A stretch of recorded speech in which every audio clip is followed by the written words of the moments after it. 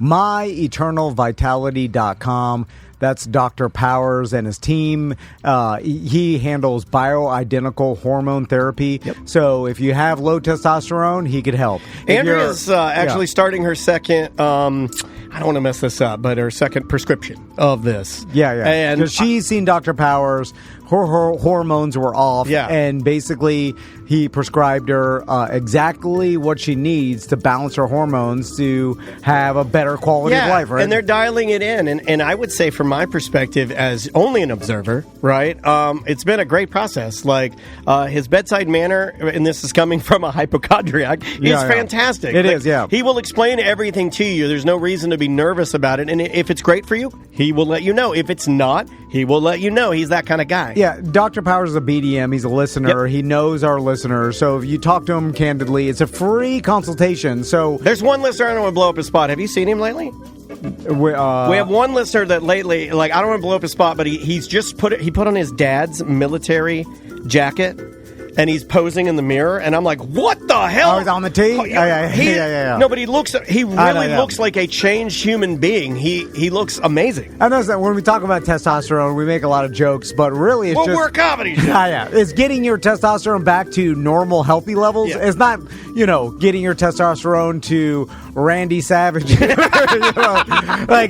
Randy. That would be unhealthy. It's getting it back to healthy, so you feel better. Give me the Randy. And then so you stop packing on the weight and doing weird things. Your body sleeping good. When your body's off, it like bad sleep, it packs on the pounds. Like, it's way worse for you. It's like, get it back to a normal level. And plus, like, medically guided weight loss, peptide therapy, gut health. Gut health. Like, and this is, I was just telling you that Steve-O's just started testosterone therapy. He did. Yep. And this, I'm convinced.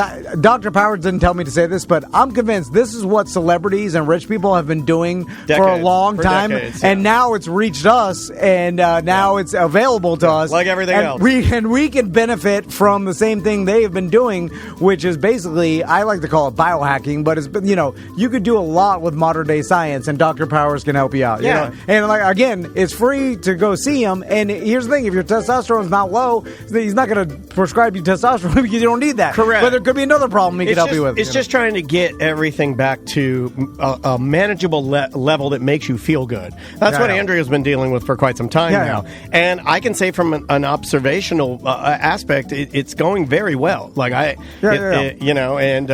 hopefully in a couple of weeks we'll get her in here and she can report back. Yeah, it's just helping your quality of life. And again, it's free to talk to him. It's myeternalvitality.com.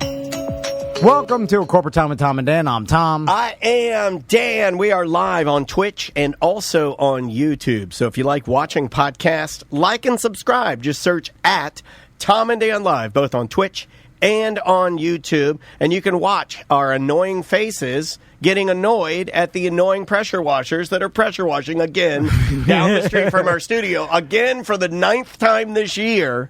Are we in the middle? Where are we at?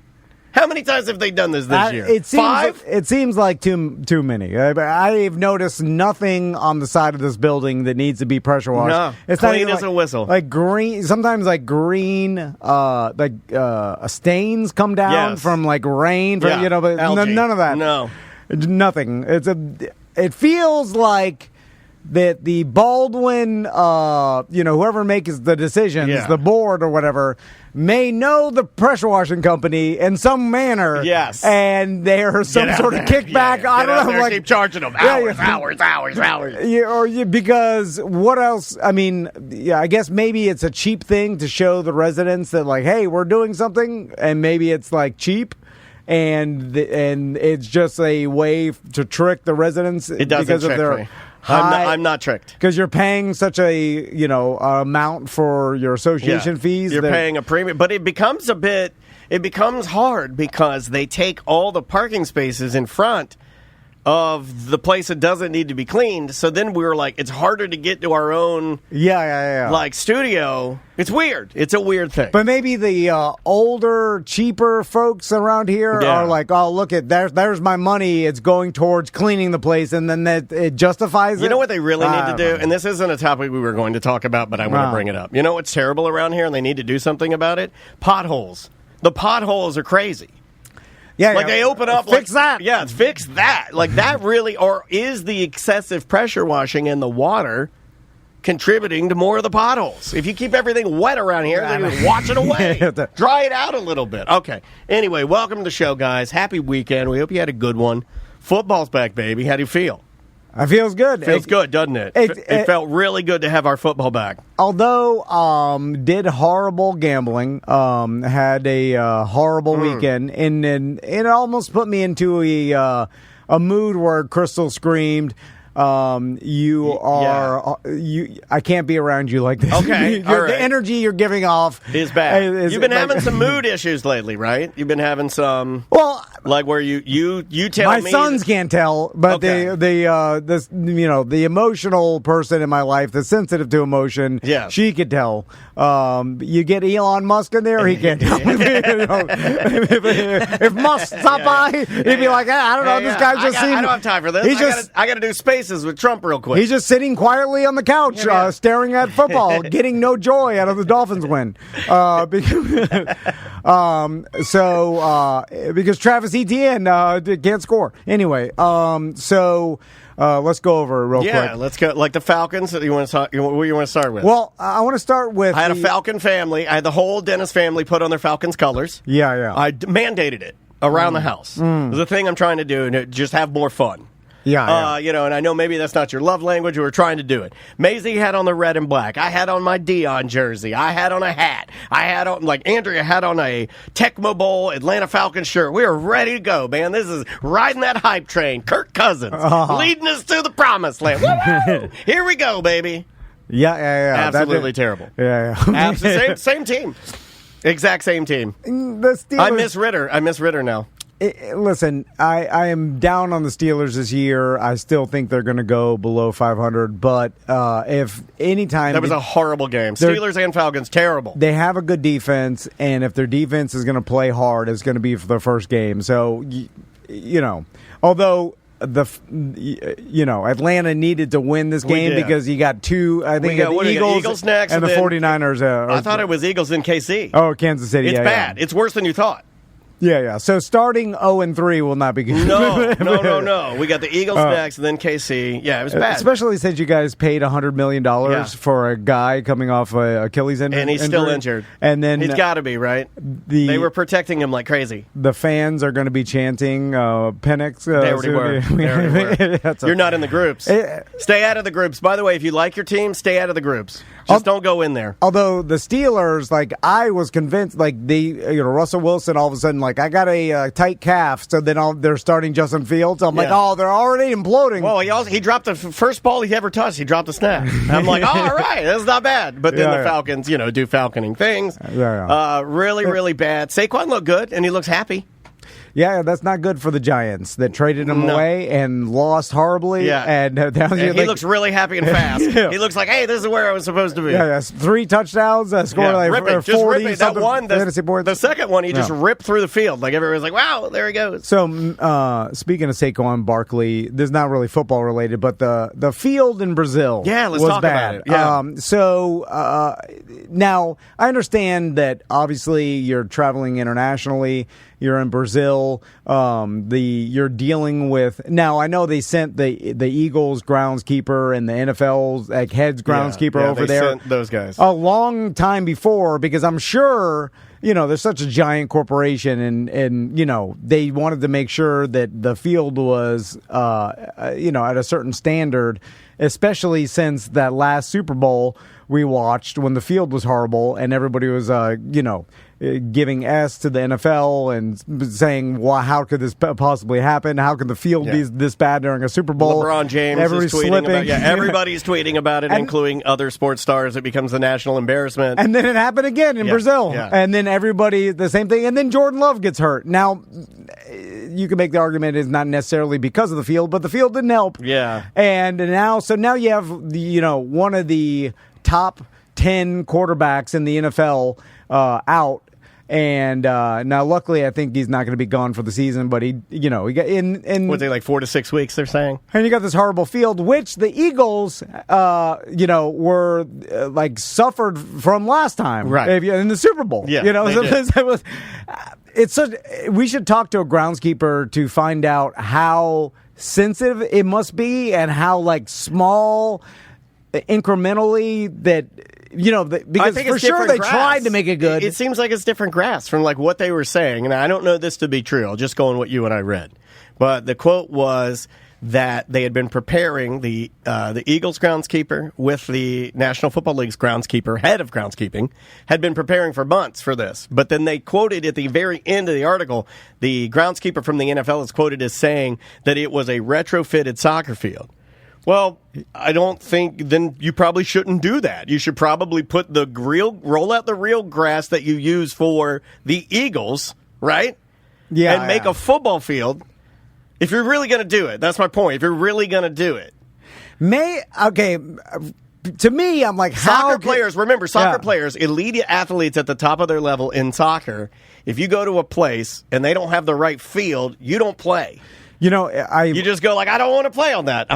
My body's worth more than that, right? I was reading about this because, people are confused. They're like, well, how, in Brazil, like, they know soccer pitches, right? Mm-hmm. Like it's why wouldn't they? I mean, they probably should have the best. It's been their religion for 200 years, 100 years, at least 100. And they want to protect their players, so they're going to have the best fields, right?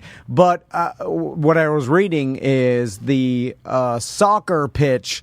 Not necessarily the best pitch. Now, I have no idea why, but because the athletes are different and way heavier in football than they are in soccer. It's fat slobs. Yeah, just so much more muscle and heavy But there are some slobs. Come on, there's some slobs. No, they're muscled, but they're slobs. They look like slobs, but they're muscular. They're fatter. They're strong slobs. The whole offensive line is 300 plus pounds. Oh yeah, but they are also insanely fast. Yeah. But they slip because it's just crazy that it happens. And maybe the NFL, because you would think that with unlimited money they could make sure it doesn't happen, but maybe they're just like, maybe you hit the problem though. We always say that, right? We always come back to this and we're like, why is this so weird? But maybe it's the first part of what you just said that we always factor in, but we're not right. We say unlimited money. Well, seemingly there is, but maybe not in that department. Or they don't want to spend. It's got to be that because, like you're saying, they have unlimited money. They could take the actual field, and this is what I thought they did. In fact, you and I were when we were trying to flesh this out and figure out what was happening here. We were talking about and I think they've done this. I think somebody's done this where you take the actual field from the place, like from Philly, and you fly it to Brazil, right? And you roll it out, so you do have the actual field there. That's totally possible to do. Or send them like 8 months in advance and, you know what I'm saying? Like build, like, do it. Make the replica field. But that's not what they did. No, like they retrofitted it. And what's weird too is like, I guess those real grass fields do have those little rubber, like black rubber beads to like fill in to mimic you know what I'm saying, so those is kind of like a hybrid between like artificial turf with those beads and a real grass, but that's what it is. And also I guess Philly and Green Bay too, but maybe a different type of grass. Anyway, it looked horrible, and I was like, the NFL did it again, and now one of their stars are hurt, and I was like, this doesn't seem. It seemed like a negative, even though you wanted to get that Brazilian audience. I bet you'll see that change. They got to put more money out. Yeah, the field's the most important part. I mean, besides the players, the two teams. Jordan Love just signed an insane contract. He's your guy. Green Bay. Like, it's worth it to Green Bay to put $1 million towards it just so no player gets hurt. You know what I'm saying? Like, you could make an argument that they lost $5 million by having Jordan Love get hurt, or you know what I'm saying? Like, and they could have been more. It could have been more. So anyway, that is very, very interesting. But I don't think that'll happen again. So another big non-game story. Lots of non-game stories, which is kind of fun. I saw this. Crystal wanted to go to the mall to get the boys some sandals and some stuff before the cruise this week. And so gotta get a matching fedoras. I agree. Right. Are you going to wear a fedora? The three van boys matching fedoras. No, why a fedora? I don't know. I didn't even. It's what dads do to little boys, and they shouldn't do it, but they do. They like put your fedora on. Come on. I'll explain how I didn't want to go to the mall because I hate the mall. Yeah. Well, you've said you hate everything, so yeah, that's true. And I just wanted to stay and stare at my fantasy football, and then I'm sure Crystal liked that. Yeah, your lack of wanting to go to the mall. But I went because I told myself, I'm like, I want to watch football all day, and this is going to make Crystal mad. So I'm going to hey, I'll go to the mall with you and pretend to be happy to try to counteract me watching football all day. Like I got to give a little bit and go to the mall with them anyway. Give a little bit. So I'm on the way to the mall, and then Crystal, I think we're at some sort of a shoe carnival or whatever. I'm sitting there miserable. Do they have a wheel that you spin for savings? Yeah, something like that. Okay, yeah, I like those. And then so Crystal's like, did you see Tyreek Hill got arrested? I'm like, what? And by the way, and you wish you'd been sitting at home, teleported home. This is half an hour before kickoff, right? And I'm like, what? I put it in the group chat too. Did you see? I said, free my receiver. I was like, help! I wasn't looking at my phone again. I was trying. You don't want to do that. Well, because I want to be looking at my phone all day. I'm just trying to give a little bit. I'm not going to look at my phone. Whatever's happening, I'm going to wait till the football starts, and then I'll look at my phone and ignore my whole family. Yeah. Well, it's also a test to see if you can do it too. For me, I'd be getting my phone out, wanting to read that. No, resist. And so she's like, "Oh, you got arrested." And then I immediately started looking at my phone, and then I'm seeing the stories, and then all the video on TikTok. It was hard to find the video at first, and then you had to go to you had to get on Instagram or TikTok to find it. It was everywhere. And there are the cops pulling him out of his Lamborghini, and they got him in handcuffs. And I'm like, "What?" Yeah. And he's not dressed up either. A block away from the stadium. They're all going to the stadium. And so I'm like, what the hell? Now, by this time, he'd already been released. But I'm trying to look at the story what the hell? Yeah. What had happened? And I guess I started reading this morning, and I guess the police are reviewing body cam footage to see what happened, and I'm sure that will eventually be released. And then we'll get to see what escalated the situation. Did he curse or not? He said he didn't.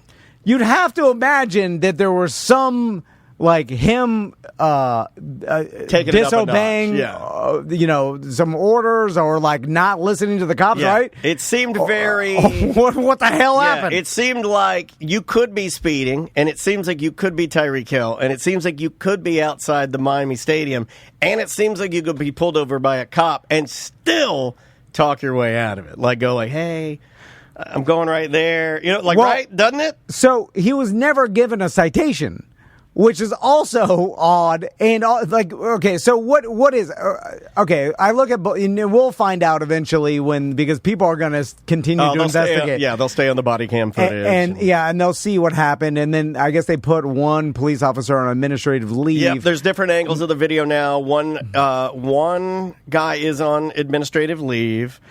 Calais Campbell was also cuffed, which is weird, too, because, what did he do? Just stand there and tell him to chill out? Well, Dolphins players, because they all were kind of heading into the stadium together, they saw Tyreek Hill, and they were pulling over. So, I don't know what transpired, but I'm trying to figure out, But what did Calais Campbell say that, again... I don't know. These aren't, I don't know these people, but what? I can't imagine he's going to run over and then just instantly get cuffed because he starts freaking out on the cops.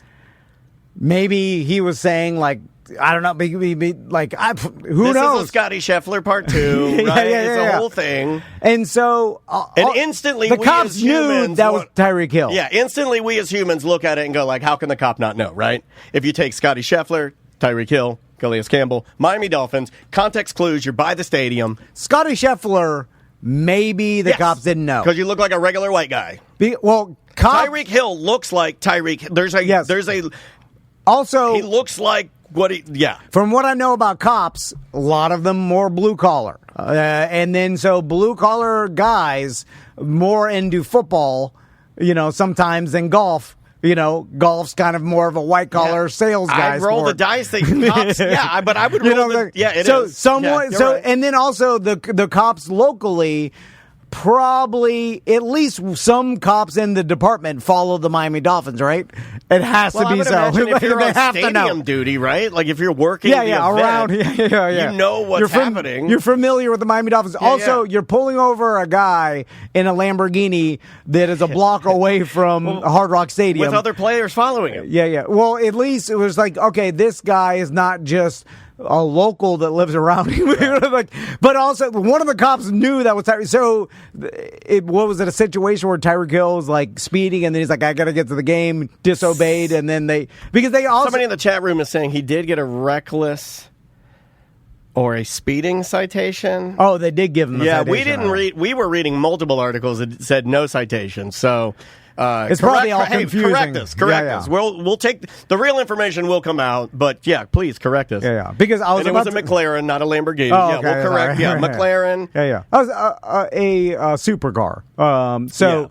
We're going McLaren, Lamborghini. It's a context clue in the scenario. If you're a cop, if you didn't know, and you pull over the Lamborghini and it's by the stadium on game day, and if I know Tyreek Hill, which I don't, but I kind of do, he told the cop, "I'm Tyreek Hill, the Miami Dolphins. I'm trying to get to the game." Now I understand that no one's above the law, and then you have to. That's what everybody thinks, right? Is that cop pulls him over for going too fast? He said, "Hey, F you, I'm Tyreek Hill. I'm going over there," and then the cop wasn't having it, and that's why. He got pulled out. Now, okay, so if he claims he did not curse, his mama didn't raise him like that.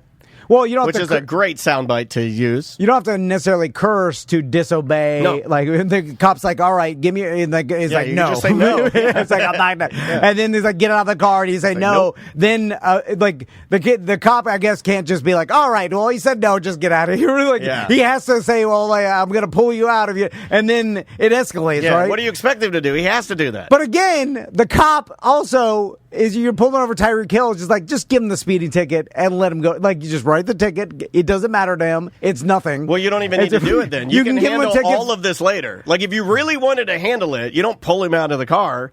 You notify him later and you could do it that way, right? Now, what if we need to talk to a cop because what if he disobeys? Then are you forced to then escalate it? Like if you're a good parent, right? It's like if your kid's calling your bluff. If you don't follow through, what are you? A pussy. Like if the cop says, can you step out of the vehicle? And he says no. Do you then, after you're like, God, if you just would have stepped out, I would have given you your speed. Then do you have to? This could be it. Then you have to say, all right, well, then I'm going to pull you out if you don't step out. You have to, or like. At that I think point, you have to say that. No, I think with all the On Patrol Live I watch, they usually say, if you don't listen to us and exit the vehicle, we will be forced to pull you out of the vehicle. But you know what? Then, because I was saying, then body cam footage is going to be released of Tyreek Hill saying, no, I'm disobeying the cop, and then the cop just saying, okay, and then letting him leave. But the body cam footage would have never been even if that would have happened, there would have been no story. This would have been nothing. Correct. So then the cop could have eliminated all this by just letting him be above the law, right? I guess that's the... You can choose to not do your job. Anybody can do that. Anyone can choose to not do their job and let people away with anything. And you can make the argument that should have been what he did. See, that I can't get on board with because imagine if that cop were like my daughter and she wanted to do a good job and she's a rookie young cop. And she did know who it was, but she still wants to do a good job at her job of being a cop. If you were speeding and driving recklessly, and I do need you to get out of the car, sorry, we got a problem now. Yeah, but then you should think this is going to escalate to the point where I have him in handcuffs, and it's all over. Well, that's why I said, can't you handle it a different way? Like, couldn't you get, I don't know, I don't instantly go to, okay... I'm trying to explain this correctly. He says no. Yeah, but you go by the letter of the book training. Yes, then you pull the guy out. But you have to look at more than that. Well, couldn't you get to talk to other people there? Talk to Calais Campbell. So come on, man, I need to get this guy out of the car to do my job. I don't know. I think it's up to him to try and do something other than yank him out of the car. to do a good job. Yeah, because then you're like, this is going to look poorly on the police department, and this is going to escalate to. But if he was being a jerk, then he was just being a jerk, and then it's just like, nah, the cop was just doing his job, and then this guy was just being a jerk. Well, they did let him go with nothing else besides reckless driving, I guess, which is a nothing. It all seems like worse for the cop. Right? Now he's on administrative leave, and now he's going to be... I mean, if you're trying to make a case for your path of least resistance, you've made it. And I see what you're saying, but it would be hard for me as a cop, like if the person's doing bad, to just go like, oh, well, remember, Dan, in this scenario, you need to do what's best for you and just let the guy be above the law. I'm not sure I could function that way. I don't think I could do that. But then if you don't, you hurt yourself. Yeah. Sometimes you hurt yourself. Sometimes you hurt yourself. It's like, why hurt yourself? But it's got to come out that he said something. He may not have cursed. I don't want to call him a liar yet. Yeah. But it's going to come out that he did something to escalate it. There's no way. Or not, and then that would be insane. I'm just saying my guess is it's not going to be that. Because that I do think... That's a pure insanity. Because then the cop can let it go too far, right? Like, you're kind of doing a D out there, right? Where this guy's challenging your authority. You've worked hard to get your authority. I mean, you may not be Tyreek Hill, but you are of cops at that moment, right? You're the guy. So, like, balancing that's hard, man. That's a hard one. If I'm a cop, I'm going to be like, man, if I pull Tyreek Hill out and arrest and put him in handcuffs, this is going to go poorly. Well, he played well. Like, good day, sir. Yeah, he played well. Had he played poorly, right? Scotty Scheffler, remember, the punchline to that one is he was on a run. And then that, I believe, stalemated his run in that particular golfing competition he was in. I think he may have gotten fourth or fifth, but he didn't win, and he was winning. Yeah. So you could make an argument that altercation kind of threw off his mojo a little bit. Yeah. Well, I don't think that affected Tyreek Hill at all. In fact, he scored a touchdown and then made a joke about getting arrested. Waddle came up to him, put his hands behind his back during the touchdown celebration. He did. Tyreek Hill, also from how I've read, Tyreek Hill grew up. Doesn't much care for probably the police. Yeah. And his environment. I don't think he liked today. That was a bad Sunday. And doesn't care about making fun of the situation after he's got unlimited money. Burn his mansion. Yeah, but we'll see. We'll see what happens. I'll be interested to see if they release the rest of the footage. Also, another story. It was Brady's first time in the broadcast booth, and there were some mixed reviews. Although, what's interesting is I watched it. I think they're giving him a hard time. Well. Also, you're not going to look. I don't like the guy, but people are being they're like, "Oh, it's the worst commentator ever." No, I'm like, that's you ridiculous. are insane. No. That is not true. They're saying that just for that's their feelings. I get it. Or maybe he beat you too many times, and that's bleeding over. But he was not the worst I've ever seen. No. And who else would you rather have than Tom Brady in a broadcast booth telling you that I could make football. An argument. No, I'd rather have Greg Olsen. I thought it was fine. I thought that was completely fine. Yeah, but Brady knows more than Greg Olsen about football. I don't need the person to know more. I need it to be presented well. You see what I'm saying? Like, I don't need, Nostradamus or a genius. Elon Musk is certainly a super smart guy, but that's not the job. The job is to present football. Yeah. Who's going to be the best at that? But giving insight, and that's what people love Romo about. But just having the knowledge doesn't mean that you can present the insight. No, but then let someone else take over the heavy duties of that, and you have Tom Brady who knows so much. He's not fun enough though, and that's what you need. He'll get better. I don't know if he will. I don't think he's fun enough. I know you want to argue the absolute of knowledge on this, but this is not knowledge. It's entertainment. It's got to be fun. But you'd rather have Greg Olsen than Tom Brady? Absolutely. Really? Yeah, he's nicer. He's better, more pleasing to watch. I'd rather have Tony Romo. All the guys that we had before, to me, were fine and better than Brady. I don't need Brady. He's fine, but I don't need him. I thought the guys that we had were fine. Yeah, but the value of someone of his stature giving any insight to me is... But I'm not arguing value. He can have more value, but he's not going to have more entertainment. Yeah. He can have more, and because value is subjective to what it's like, value of what? Value of knowledge, value of game played? Sure, that's great, but that's not what we're doing. Yeah. I like some professional insight of what's going on the field that the broadcaster can't usually give that to you. You know? Yeah, no, I like having players there, but like, I just don't think when Romo is calling like what is going on the field and it's very technical and something even above my head, I like that because a broadcaster can't bring that to me as much as a former player. I definitely think you should have former players. I just don't know if everybody, I think, thinks that Brady's going to slide in there and be the best just because he is the best at football, and I just don't think that's the case. Yeah. Well, that's what I was going to say is that you got a guy that's being held to the standard that he is because he's the best to ever do it. And he's the first time. This is the first time as a broadcaster. It's going to take some time. He needs reps. Like, obviously, he's been practicing, but he needs real-time live reps. And he didn't do that bad. I mean, comparatively I don't think he did bad at all. To Drew Brees, who was one of the worst, most boring. I forgot about how bad Drew was. Yeah, he was really bad. Yeah, because comparatively to Drew Brees, but it's hard to be compared to Romo because he was so good, and even Olsen was good too. But anyway, it's Tom Brady. He's gonna take a look at this criticism and probably add some more jokes next time or be a little more relatable. Yeah, he'll try to loosen up, which is hard. I mean, we try to do that here. I think that's the hardest thing about being in any type of entertainment is making it look like it's easy to do. You know? I mean, you know what I mean? Like, just to relax and do it. Yeah. I mean, he was able to do that with football, so it gives me no reason to believe he won't he's definitely going to be the guy that would put the effort in no matter what.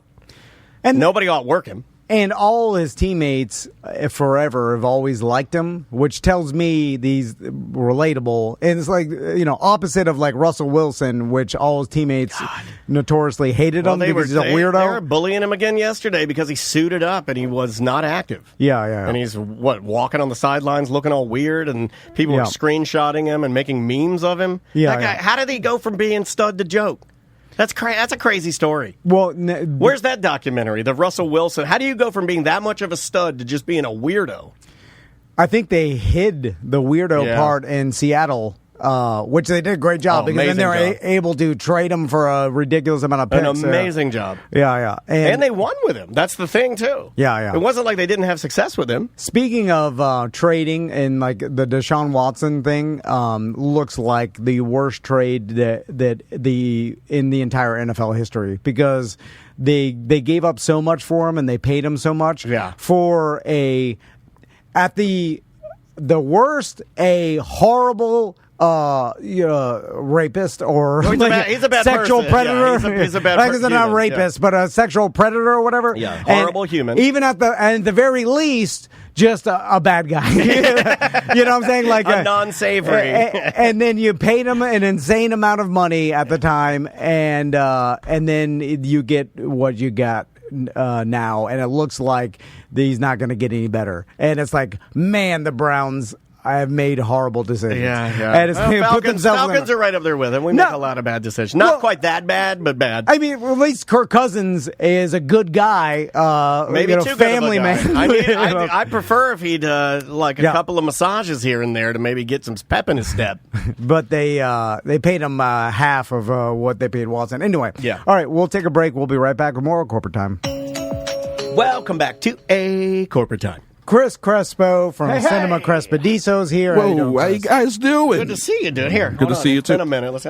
Yes, I love that thing. Let's give you one of those. Love a sound machine. So let's talk movies. So let's get into it right away. What new movies have you seen personally? The newest movie I've seen would be Beetlejuice. Okay, Beetlejuice. Yes, which is the official title of it. Two juices on this one. Yeah, two juices on the looses. So me and Crystal, we're going to take the boys this weekend to see Beetlejuice. Beetlejuice.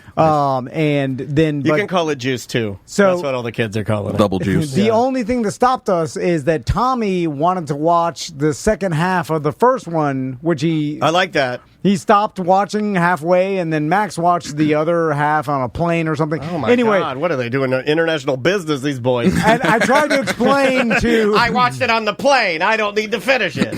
I tried to explain to Tommy, I'm like, you're not going to be confused. This is so long later, but was I wrong about that? Does he need to see the first one? I mean, whole thing? It would help because the plot of this one does hinge on the ending of the first one. Tom hates being wrong. Yeah. Yeah. Boom. Sorry, dude, but that's the truth, That's man. A boom. It's because it's Winona Ryder's back. She's essentially the lead, and Beetlejuice still wants to marry her for reasons, just like at the end of the first movie. So it would help for them to see that, that's how the first movie ended, with him not getting to marry her, and then 30-something years later, he's back at it. Still horny for her. Yeah. It's weird because... And now it's more age-appropriate slightly. Well, yeah. Now you're okay. I waited for you, like the Olsen Like twins. you're supposed to. Yeah, exactly. Usually, I'm a gentleman. When you try to marry an underage girl, 30 years later, not so much interested in Yeah. her. You think so? But when you're a ghost, you just don't care, I think. The movie might also set up ulterior reasons why he would still need to marry her, which is part of the plot or whatever. Okay, So. gotcha. How was it? I thought it was fine. It was enjoyable. It's not as good as the first movie. If you're a fan of the first one and you're going to see the second one for nostalgia purposes, you'll get those nostalgia hits for sure. My favorite part of the movie may have been the opening credits, just when the theme song is playing and they're doing the shot of like the flyover of the model and it looks like a town, and some shots you're like, is this a real town? Is this a model? Well, it's like the most simplest recreation from the first movie. Yeah. Anytime Beetlejuice is on screen, we're having a good time. It's a fun movie. I enjoyed it. Does it look good? Does it look rushed? It looks great. Some of the CG stuff is obviously CG, but all the visual effects are like obviously whatever. Even if it's claymation or some sort of like prosthetic effect, they don't try to make everything look quote real. You know what I mean? So it looks fun. It looks enjoyable. It looks like they had a good time making it. It's also only like an hour and 45 minutes. Oh, nice. So that's a big win there. It's kind of fast paced. It was good. Now, without spoiling anything, No spoilers. when I watched the original Beetlejuice, even though it was in, was it the early 90s? 80 or late 80s. 88. Yeah. When I saw the sandworms, even in 88, that was the height or the peak of CG and like visual effects in movies. I was like, this looks stupid. Yes. It has a stop motion claymation look. I thought it was stop motion. It Yeah. wasn't made to be the best. And- It was. It was Yeah. like the jiggy jaggy, like the stuff that you did in school. But I thought that was always by design to kind of show Tim Burton's weirdness.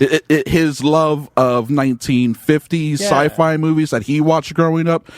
Everyone's trying to just recreate the stuff that they liked when they were kids. Everyone's nostalgic for their own thing. So in the 80s, he's nostalgic for the movies he watched that were made in the 50s, and it's all that kind of sort of, at that time, height of the sort of janky looking stuff was the height of technology. And even in the 80s, Tim Burton was like, we have to make it look not as good to recreate this feel of these 50s B movies. He would, again, do it with Mars Attacks, but with CGI. Yeah, it makes it look scarier for some reason that he uses less technology. Like he uses not as good tech, and it makes it look more terrifying. Or maybe even a way, they probably even used the best tech at the time to try to make it look like a little jankier on purpose, just because he was trying to recreate a certain feel. But if you don't know that, and then you just sit down to watch the movie, and then the sandworm pops up, and you think this is going to be a big scary moment, and then it's just like a blah, and its tongue comes out, like, oh, that looks goofy. Well, young 7-year-old Tommy Van, when I saw it, that was over my head. I was just like, this is exactly. stupid. Exactly. No, even adults will be like, yeah, it's a choice. It was for sure a choice. And this movie recreates some of that for sure. There are some pretty funny, cool looking practical effects that look silly and fun and cool. And like Willem Dafoe has a cool like prosthetic that he's wearing the whole movie. A lot of it takes place in the afterlife. This isn't spoiler, just saying a lot takes place in the afterlife. So they have a lot of fun with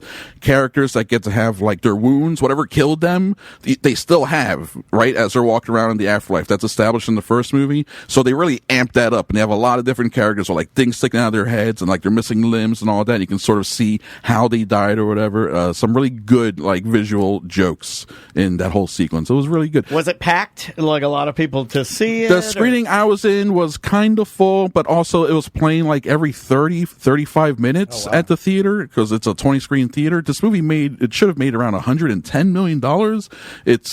It made more money opening weekend than the first movie did its whole run. The first movie made about $80 million in North America. This one made over $100 million in its first 3 days, which is wild. That is wild. Yeah. My God. Yeah. Did they attempt to make Beetlejuice look younger with the makeup, or is it just, like they were fine with it being older Beetlejuice? Yeah, you can easily tell it's older Beetlejuice. He's such a grotesque character anyway that now that he just has a little more wrinkles, it's like whatever. I think he's even playing him with like a bit of a stomach, more of a pouch than normal. Even though Keaton's a very fit guy, so that's clearly a choice for the character. They made him look older and worse anyway, just lean into Keaton's age. Because I mean, in real life, Keaton for his age looks great. You know, he's thin and whatever. So, were there any surprise? No spoilers, but any surprising cameos? Anything that there are things to look forward to? Yeah, there for sure a couple of fun cameos. Also, probably for me, one of the funniest things, one of the most interesting things was how they handled the Jeffrey Jones of it all. Jeffrey Jones played the dad in the first movie. He's a pedophile. And he's a convicted sex offender. He's a PDF file. Yeah, since 2002, I believe. So they had to figure out what to do with the character. And they did. They fully worked in what to do with him. And they still portrayed a character in different ways, throughout the whole film. Without actually getting the actor in there. Yeah, they still kind of use his images though, so he still got paid for this movie for sure. Because if your image gets used in a film, SAG rules says that you get paid for it.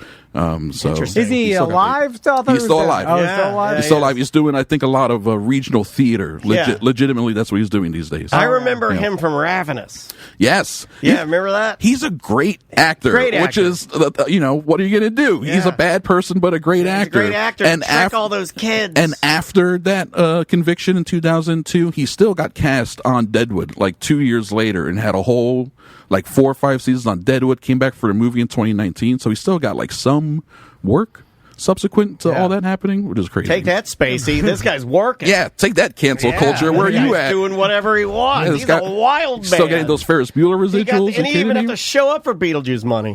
no, right? He did it. I'll just phone it. I'll just stay here with all of the young men I like. Living across the street from a school. Yeah. It is interesting. Horrible. Terrible. In the art world, where it's if you go, I know we were talking sports earlier, but you go in the NFL, the ultimate meritocracy, where it's people who you think were good, there's there's a better guy below you, younger, whatever, you're out. Even in say you are good, but there's some sort of you punch your wife, or this happened to was it Ray Rice or at the time, or you knock your girlfriend out in the elevator. Yeah, that was bad. And then it's just get out of here, because there's another running back that's just about as good. You're pretty much replaceable. Yeah, but and then the art world is this guy, this pedophile. He's got a look. He's got the look I was going for. I'd make the argument isn't there another old man actor around here that could do the kind of no, we'll just go. The answer is there is. There's so many. There's so many. You would think there is. What the hell is that? People are lazy, I guess. They're no, he was in Howard the Duck. We have to have him. I love his red hair. Yes. So with other movies that you saw, you said you saw I saw Alien Romulus. Yes, that was a fantastic time in a theater. That also made a bunch of money. That's terrifying. If you're scared of darkness and confined spaces and what's out there, the unknown, this movie could freak you out because it's very, very tight and confined and very tense and creepy and very well made. I really enjoyed it. I without a spoiler, obviously. No spoilers. I'm just gonna go. I have no idea about this movie whatsoever. I saw a little bit of a trailer. Can I say that? For sure. It's in space. For sure in space. I haven't seen another Alien movie since maybe the first or second Aliens. The first came out a long time ago. But I'm just going to go ahead and guess that there's people on a spaceship. Sure. Yeah. Okay, we're doing good. We're doing good. Write that down. Yeah. And then I thought I said no spoilers, dude. And then they come across maybe another spaceship or something that's abandoned. Yes. They don't know why. Yeah. Oh, I love that. Yeah. And then one guy says, "Let's dock with it to see if they have supplies." And then another guy says, "No, man, we're going to dock with it." And that guy's dead first, guaranteed. Always dead. Now but not only dead, but he gets infected by the alien, but doesn't tell anybody. And that causes a problem because now he's on the ship that wasn't affected, but he's got an alien inside his chest, and it's waiting to pop out. He's got a baby. And he does that thing where he sees signs, but he keeps them secret. Yeah. Like, well, you wear long clothing, just like Mike McDaniel's in the Dolphins. You wear long. Oh God, I was gonna be. You wear long sleeve shirts and pants so nobody can see your zombie bite. Or he tests positive for COVID. He don't tell anyone. He just out there. You hide your sickness. Everyone hides your sickness. That's a popular plot line in a lot of movies where you try to hide the sickness, and then to the detriment of everyone around you. And then ultimately, in the worst possible time, it comes popping out, and then it gets everybody. All right, so am I close? It gets close. It gets close to everybody. You got like halfway there. You made it a little busier than it needed to be. You just actually may have written another alien movie, which I'd be down for watching. That would actually still be a good alien movie. So it's essentially we know what we're getting. We're getting exactly. It's the aliens that have the elongated head and the tail that comes down. Yeah. Very those aliens on a spaceship. Two-mouth, I've thought about this. The two-mouth aliens on the spaceship. You can hear them because of their toenails. They don't wear shoes. I'll know exactly. I'll know where you're at. Yeah, you should be able to hear them at all times. But they're also very wet and goopy, so that may be softening their. No. I could hear that. The alien movies are some of the goopiest, gooeyest movies for mainstream audiences, anyway. For sure, I gotta say. But yeah, you're very close to that general plotline. Can they any nudity? Yeah. No. The alien movies aren't really known for their nudity. No, I know. Since wife beater, no bra is about all we get. That is pretty much it. Yeah, that's true. Can they put some maybe luxury vinyl plank or some warmer flooring in these spaceships to make it less industrial? Yeah, no, it's as hard and as industrial as possible. Hey, we get some soft surfaces in there. This place is a dump. It's like the top of the Amway up there. Walking around scaffolding and then metal. This is horrible. Can you make it a little homely? How about one beanbag chair? For the love of God, one space. No, my hips hurt. You're walking on metal and you're eating gruel. That's how outer space works. Let's move on. What else have you seen, Chris? Let me see. I also saw Deadpool and Wolverine. Since the last time I saw you guys, that was a huge hit. Remains to be. I mean, it still made like $7 million this weekend. It's been out for 2 months now. Everybody likes it that I've talked to, and everybody said it was good. It's enjoyable. It's a lot of fun. I had some people say, like most of my guys, and tell me what you think about this, because I don't want to represent these people too. But I've had a lot of people tell me this. They're like, it was good, but for the hype, it was just a fluff movie of fan service. Is that true? Yes, in a way. Yeah. Like people are basically saying it did nothing for anything. Like it's as like you just watched the Sports Illustrated swimsuit issue. It's they didn't move the story down the road. You give them what they want. No reveals, no nothing that you needed to see, but a lot of great cameos, good fighting, and it's just a big waste of time. Well, actually, what it ends up being is kind of a last hurrah. Big final goodbye to all of those Fox Marvel movies that got made outside of the quote MCU because of how the rights were all split up, right, for a long time. Sure. Marvel Studios proper. I kind of like that. Then it's celebrating it. Then. Yeah, because those movies, they were hit and miss, but the X-Men came out in 1999, 2000, before Spider-Man. That was the movie that kind of is credited with kicking off the whole superhero wave anyway, right? Mystique for life. Yeah. Mystique for life. Mystique, right? Exactly. It's a fun character. So it's like kind of an homage to those movies, the good ones and the bad ones, because they had a lot of bad movies as well throughout the years. And they ended the last few X-Men movies, like the last 3 that they put out, were all turds, like just bad movies. Underused word, turd. They're big old stinky turds. I cannot express to you how sad I am that 1999 was a quarter century ago. Wow, yeah, man. I was just like, God damn. It's a bit of a stinger. We are old. Yeah. We started to, Remember seeing The Matrix in the theater? That was 25 years ago. We are old. This is what I would say to those people, though, that were critiquing it. Why aren't we allowed? Because I'll go with some of the what the chat room's saying. Let me phrase it this way to you. Okay. Why does it seem like the Marvel Universe, there are a select group of people that have a hard time taking it and keeping it fun? Why does it have to be so serious? Why can't we have a movie like this that sort of says goodbye and celebrates, like you said, the fox? Yeah, well, Why is that such a bad thing? Yeah, you can't please everyone. Everyone's going to want different things. This is the first time seeing these characters in a movie together, and they may want it to be more of a, quote, consequential film plot-wise, maybe. The plot is very, just there to bring the characters together and to service the character arcs, which do exist. Deadpool has his own little character arc. Wolverine has a very interesting character arc. And the plot that makes that happen is kind of secondary, maybe even tertiary to the whole thing. Sure. And we as a culture love plot. We're all about plot. We're maybe too plot heavy. We have to be more into vibes of movies, and the feeling of things, I suppose. No, it has to be A, B, C, D, and it all has to make sense.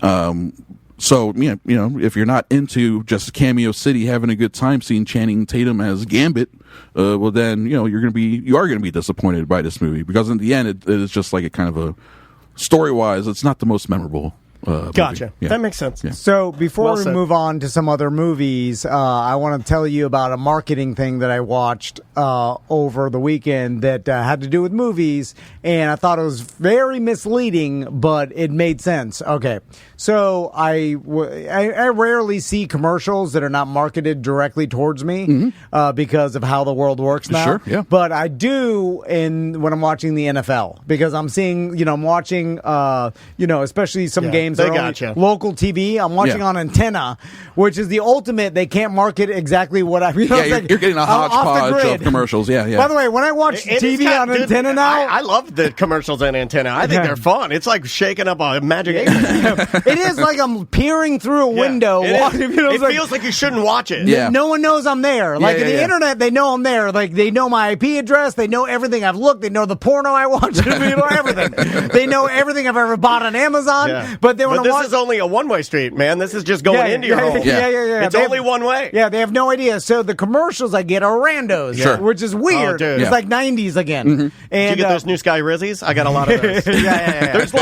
like 4 New Sky Rizzies. Sky Rizzies? Oh, you're in for it. It's 4 new songs. Yeah. Which tells me I'm a lot of people watching this are old. They're not streaming anymore. Yes. Anyway, a lot of reverse mortgage commercials. I saw uterine mesh. I saw a trailer for Wicked, right? Yes, yeah. And I haven't seen this. Yeah, that plays in front of Beetlejuice too. Yeah. So I see the trailer for Wicked, and then Crystal's watching with me, and then we watch it, and then Crystal's like, "Oh, Ariana Grande's in it," and then they show it, and kind of whatever, and it's obviously the Wizard of Oz, and then Goldblum he's the wizard. He's the wizard, and they show this all in the trailer. Yep. Not one song at all. Not even like Ariana Grande starting to sing or whatever, and then they're wicked. Yeah, and then they do not advertise it as a musical at all. Yes. They hide that. But that's what they're doing with the Joker movie. Yes, they're hiding it. They're doing the same thing with the Joker movie. I saw the trailer for it, and remember I asked you last time you were here, I go, what happened to the songs? And you're like, they're in there. Yeah, they're in there. Yeah. They're hiding them. Now, the Joker, I know we talked about this, why they did this with the Joker. Obviously, Wicked is a musical, and anybody familiar with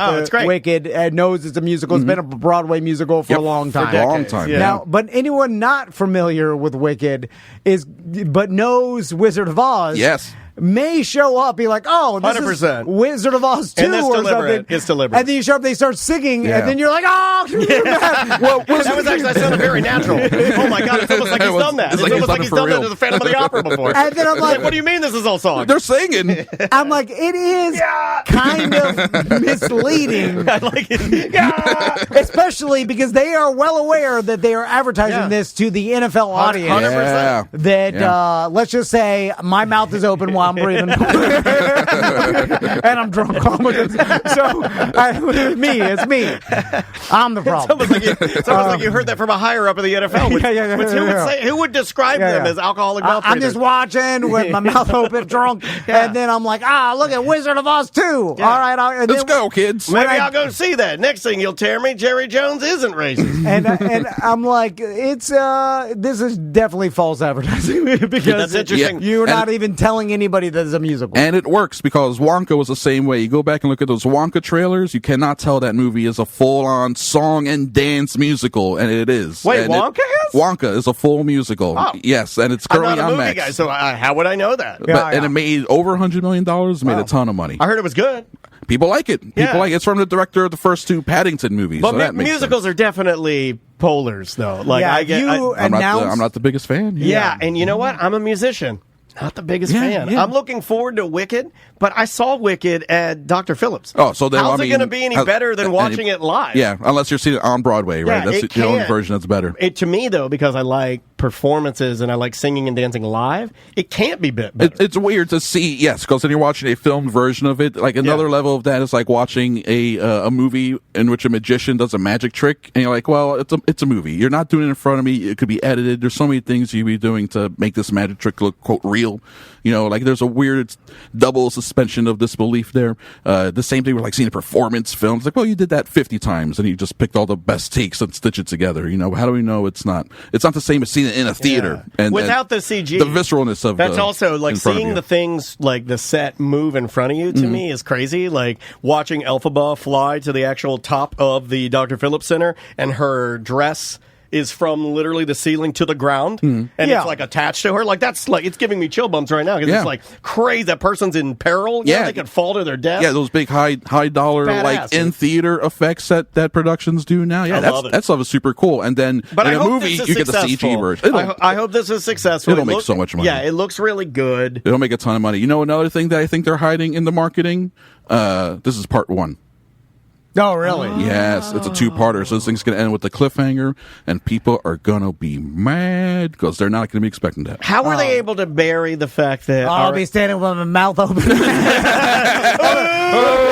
I'm booing with my mouth open. It's the easiest way to boo. I'm like a musical, and there's no ending. Yeah. All you have to do is breathe loud. It'll come out It'll come out as a boo. How were they able to like block out Ariana Grande's like pseudo scandal with that red-haired trollman? I don't think that just was popular enough. You know, that was a crazy. With the SpongeBob SquarePants co-star, the right? guy who played SpongeBob is in the musical. Is her new guy, and he's in Wicked. But he was with his wife, and his wife was pregnant with a baby, and he left his wife for Ariana Grande. Now, again, I know all of us would do that.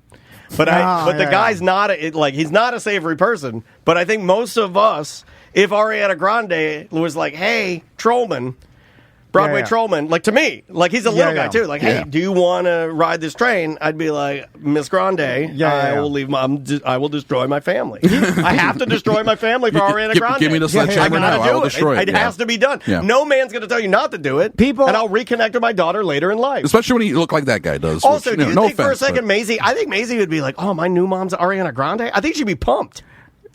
People she always could see that as a plus up, right? Yeah, yeah. They are the most critical when someone leaves their wife when she's pregnant or when she's got cancer. Or sick. Yeah. Yes, but if you really think about the logic of it, it's the best time.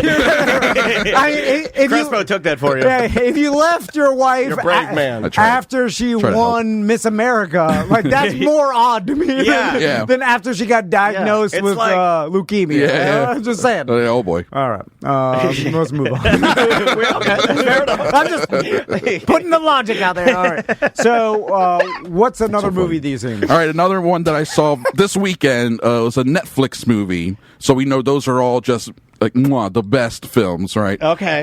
The Deliverance. Lee Daniels' The Deliverance is a.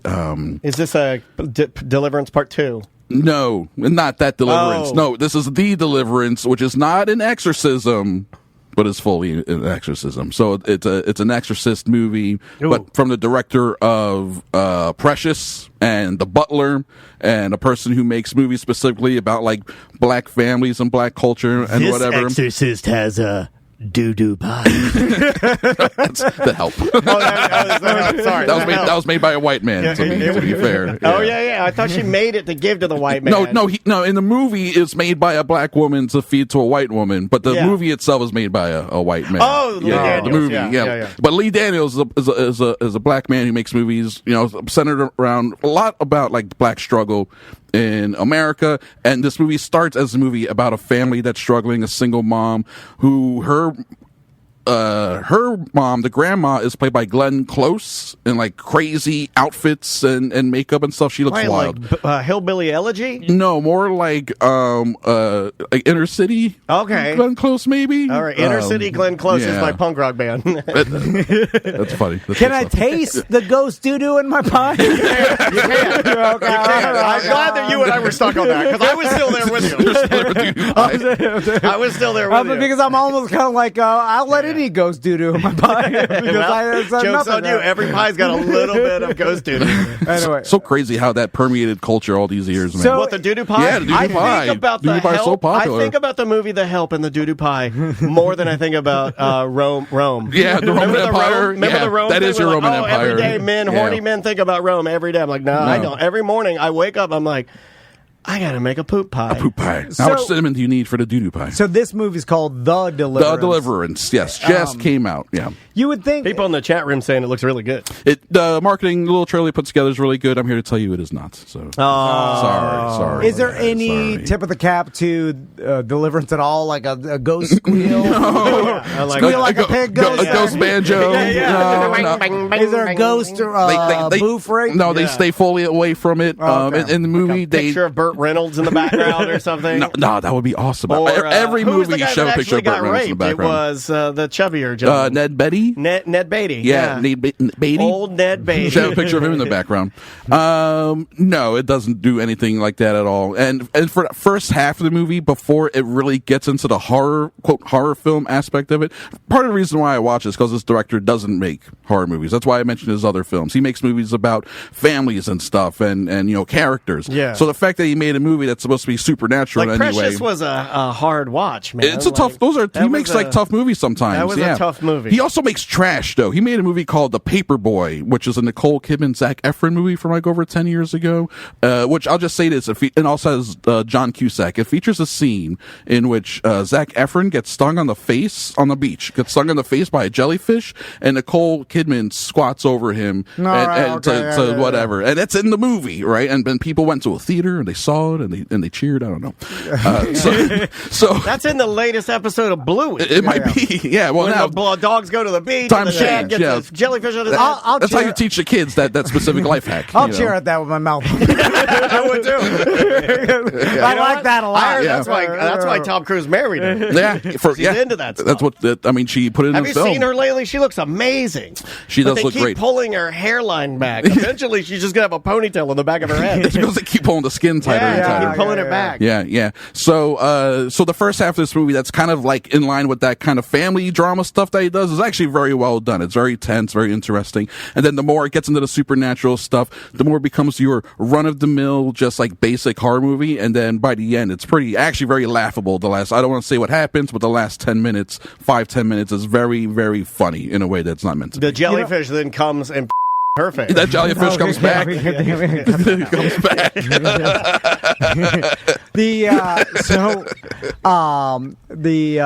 That threw me off. I'm sorry. I had to bring it up. I got back. Okay. So the celebrities for years have always been worried about their face with the the tightening up their face, the Botox, making themselves look younger. Efron looks crazy now. He does look wild. And he's been like pushing the limits. And I'm here to say they need to start concentrating on their old lady legs, because their old lady legs are a giveaway to how old they are, and they don't do anything to fill out their legs and hands. So Nicole Kidman looks fabulous in a dress. But then if she's ever wearing pants, or you could see her old lady legs, they look like skinny old lady legs. Like bird legs. Skeleton legs. Yeah, they look a birdie. Sure. I mean, so you have unlimited money, just fill out your legs a little bit. throw some filler down there while I you're like what those South American guys do, where they squirt their the silicone biceps. Silicone biceps. Just fill your legs with silicone. You'll be fine. They need to be more filled out because they're too skeleton-like. Straight up calf implants. And they look off-putting. It does look off-putting and drippy. Yeah, women, get it together. So you heard that. It's coming from us, guys. Hey, women, it's us guys. Look good. All right. Good chat. I hadn't seen this movie before today, but I saw there was George Clooney, Brad Pitt in the movie Wolves. Wolves, yes. Wolves, which makes a lot of people, they don't like the name of it. Well, but it makes sense, though. So the trailer basically tells you the setup, and that like George Clooney is a fixer. He's like a Michael Clayton type, where he shows up to a bad situation and he's there to fix it. He's a lone wolf. He's a guy who he's the only one that can do this job. And then walking in to do the same job is Brad Pitt, his character, who plays another fixer, and he's also a lone wolf. And now these two have to team up, so it becomes wolves, because they both insist that they're individuals and what they do no one else can do, but they're pretty much like the same person. You did an excellent job of describing that. So thank you. It's essentially a buddy cop movie. Yeah, 100%. And it's another reunion with of two ridiculously good-looking old men. Very rich old men. I'm imagining are wearing super expensive suits and look cool. Turtlenecks. They look awesome. Like a Louis Vuitton turtleneck. Cool. The best in microplastic surgery. Yeah. And they got the best guns. They got the best cars. Yeah. Nespresso on set, thanks to Clooney. All the gadgets and stuff. It's just to make women horny and men like, I wish I was as cool as this wolf. Yes, the old. You sit there with your mouth open, you're like, I'm a big fat turtle. Oh, I could do that. I would look good in a turtleneck, I'm pretty sure. I'm going to buy a turtleneck, big fat turtle. Big black turtleneck. It looks fun. It looks good. And it gets a limited release in theaters for like a week, and then Apple is just going to put it out on their streaming service, Apple Plus, at the end of the month. It was going to get a big theatrical, global release, but pretty much all Apple movies that get released in theaters have all bombed catastrophically. Like Napoleon didn't make any money back. What was another one he did? The last 2 or 3 that they put out. The Argyle. You guys know about Argyle? What is that? Exactly. It's a movie that they spent $200 million to make that movie. It was a spy movie. Yeah, I saw the trailer for that. Yeah. And then I was like, what the hell is this? And then it disappeared. And then it disappeared because it stunk. No one liked it. Now it's on Apple Plus, where it just wallows in its own mediocrity. Is this a direct result to the fact that Apple has too much money and they probably spent way too much on mediocre movies? Yes. And then that's the reason why they're a flop. Yes. Is because they're so expensive and then really not that popular. Right. A Napoleon movie makes sense, but to spend $180-200 million on it, and then to expect people to show up for a 3-hour R-rated Napoleon film in those kind of numbers to recoup that cost is insane. So Apple must have known from the beginning, this is a write-off. This is an advertisement for our streaming service, for our brand, for our product. When these movies play, it says Apple. Then maybe people will sign up and watch Severance, and then they'll get hooked and they'll stick around. Because Apple does have, that's the funny thing, Apple does actually have really good stuff on there. They have if you want to make a good series that no one's going to watch, go to Apple. They'll give you the money. For All Mankind is great. I love For All Mankind. I think it's fantastic. I need to start watching Slow Horses. That's supposed to be a great show. I've heard nothing but good things. Yeah, the Gary Oldman spy show, and they just have so much stuff out there. But yeah, people just aren't watching it. So Wolves is the first victim of this whole thing now catching up to Apple, where they looked at their sheets, their balance books, I guess we could probably save $500 million or whatever if we just stop with these huge releases and just put it out straight on our streaming service. It's a weird time for movies, isn't it? Yeah, especially this year because of the strikes last year. The production is low, so Wolves would make some money in the theater. I don't know why they wouldn't just go ahead and drop it at this point. Yeah, I didn't know that it was only going to. In fact, I thought they were. That was a recent change as of a few weeks ago. That's very interesting. Which is it's a business decision, and they had to pay people off to do that. And I'm sure they had to pay off any brand partners that they had that are expecting the very expensive watches that our characters that you mentioned will be wearing in the movie. They paid to have those watches in that movie, and now it's not going to be playing in theaters anymore. Well, we paid X amount of dollars to have our watch. What are you going to do? So there's now things written into contracts where this stuff can be, people can be bought out. These deals can be bought out, so the movie can skip theaters and go straight to streaming. It's all business nonsense. You think that Apple could figure out a better way to promote themselves than making these egregiously expensive movies that, and I know that when they set out to make them, they think they're going to be popular enough to push people to the service. I was excited about Napoleon until I found out it was like it's okay. It's fine. It's 3 got, hours long. Yeah, But it's got some moments. It's a huge gamble. Yeah. Like, just as a gambling man, it's like, all right, like, I understand that, you set out to make a gigantic movie about a popular subject that maybe the world could be interested in. And if it hit right, obviously it would be then a great business move. But for the cost of like $200 million or whatever, it seems like, God, there's got to be cheaper things to mess around. Well, how about try a dozen smaller things? Yeah. And maybe one of those hits. Yeah. So they are doing that. That's the thing. You're is that, right. like they're spending an insane amount. It's almost like the thing you're asking them to do, they're already doing. So it's almost like they have to do it and let it fail because there's no other way. Yeah, they can't be swinging for their fences every single time out with like everything that they have. They need to find better allocation of Are those the resources. movies linked in any way? And I'm an Apple guy, but I'm not in this world. To the Vision Plus? Or anything like where I really thought like they were going with the phone, the watch, Apple Plus, and now we're doing content. I always thought that when you got the Vision Pro or whatever their VR the version, hardware, yeah. I always thought that it was going to be like, oh, this is going to be unlike any viewing experience for our products. Like when you're watching Ted Lasso on our stuff, it's going to be like unbelievable. The best version of it. It didn't happen like that. Like they didn't. It didn't roll out the way that they thought it would. Yeah, well, that's the way I thought it was going to go as a consumer. I was like, oh, they're just going to keep doing this, and then of course they're going to make movies and put them on. It just looks like everybody doesn't like their movies.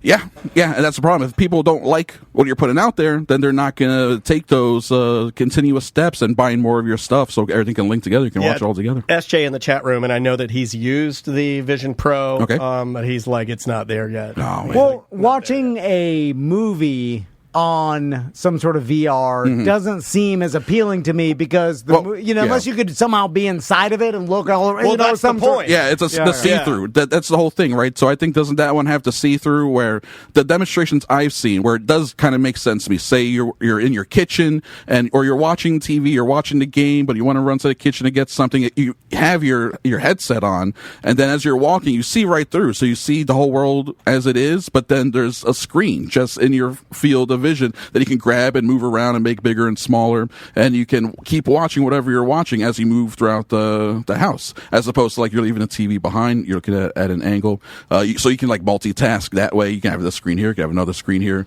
showing whatever you want. It's the overload of future shock. Chat room says, I know someone who works for Apple Films. It's just about expanding the brand. Even a bad movie gets talked about enough to advertise the Apple name. Hopefully, it's almost like misspelling a hashtag. Yeah. Except for I did that because I'm an R word. And I would never admit that. I was explaining this to Maisie when we were eating Jeff's Bagels yesterday, and she's like, "That's genius," and I was like, yes, it is. I just let her think. I never sell it out. Yeah. The truth doesn't matter.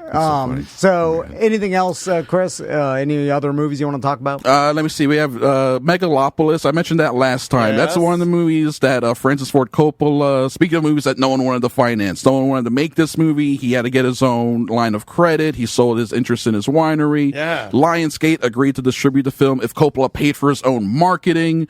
And now that all this is said and done, this movie's come out in a couple of weeks, and it's looking like it's going to open to about $5 million, which is that's holy. It's going to be a bigger bomb than Borderlands. Yeah, which is man, it's going to be personally devastating for 89-year-old Francis Ford Coppola, who's surrounded by rich family members who he's made rich through his own career. So I'm sure he's going to be fine, but still, that's a wallet stinger for sure. Yeah, that's man, brutal. There is. At a certain age, you don't care. No, where you don't have it anymore. Oh, you know sure. Yeah. 89 after going into your 80s, it's your brain does not work as well. Right. It's like Frankie Valli. Have you seen the videos? Him singing out there. Yeah, singing. They put it in the BDM group of Frankie Valli, and they're just like they just push him out there and play the tape. Yeah, he just moves his mouth barely. And I know it's impressive to us. Most of us won't live that long on average. Let alone be productive. At that age anyway. And then so we are. When they push Willie Nelson out there and they sit him on the haystack, and he's playing at 92. It is You're like, unbelievable. Wow. You're like, it's wow. impressive. Yeah. But it's not good. It's not as good as it used to be. And then it's Yeah. like your director, where you're Bill Belichick, I know he's not 80 yet, but he's in his 70s. And so like you are. He's doing Bet Now commercials, I see. There. You see those? Oh, boy. He'll actually coach next year, though. Have you seen the commercials he's doing now for betting when all the football players are calling him? And then at the end of the commercial, he looks at the camera and he's like, still got it. Oh, my goodness. Stupid. The swerve So stupid.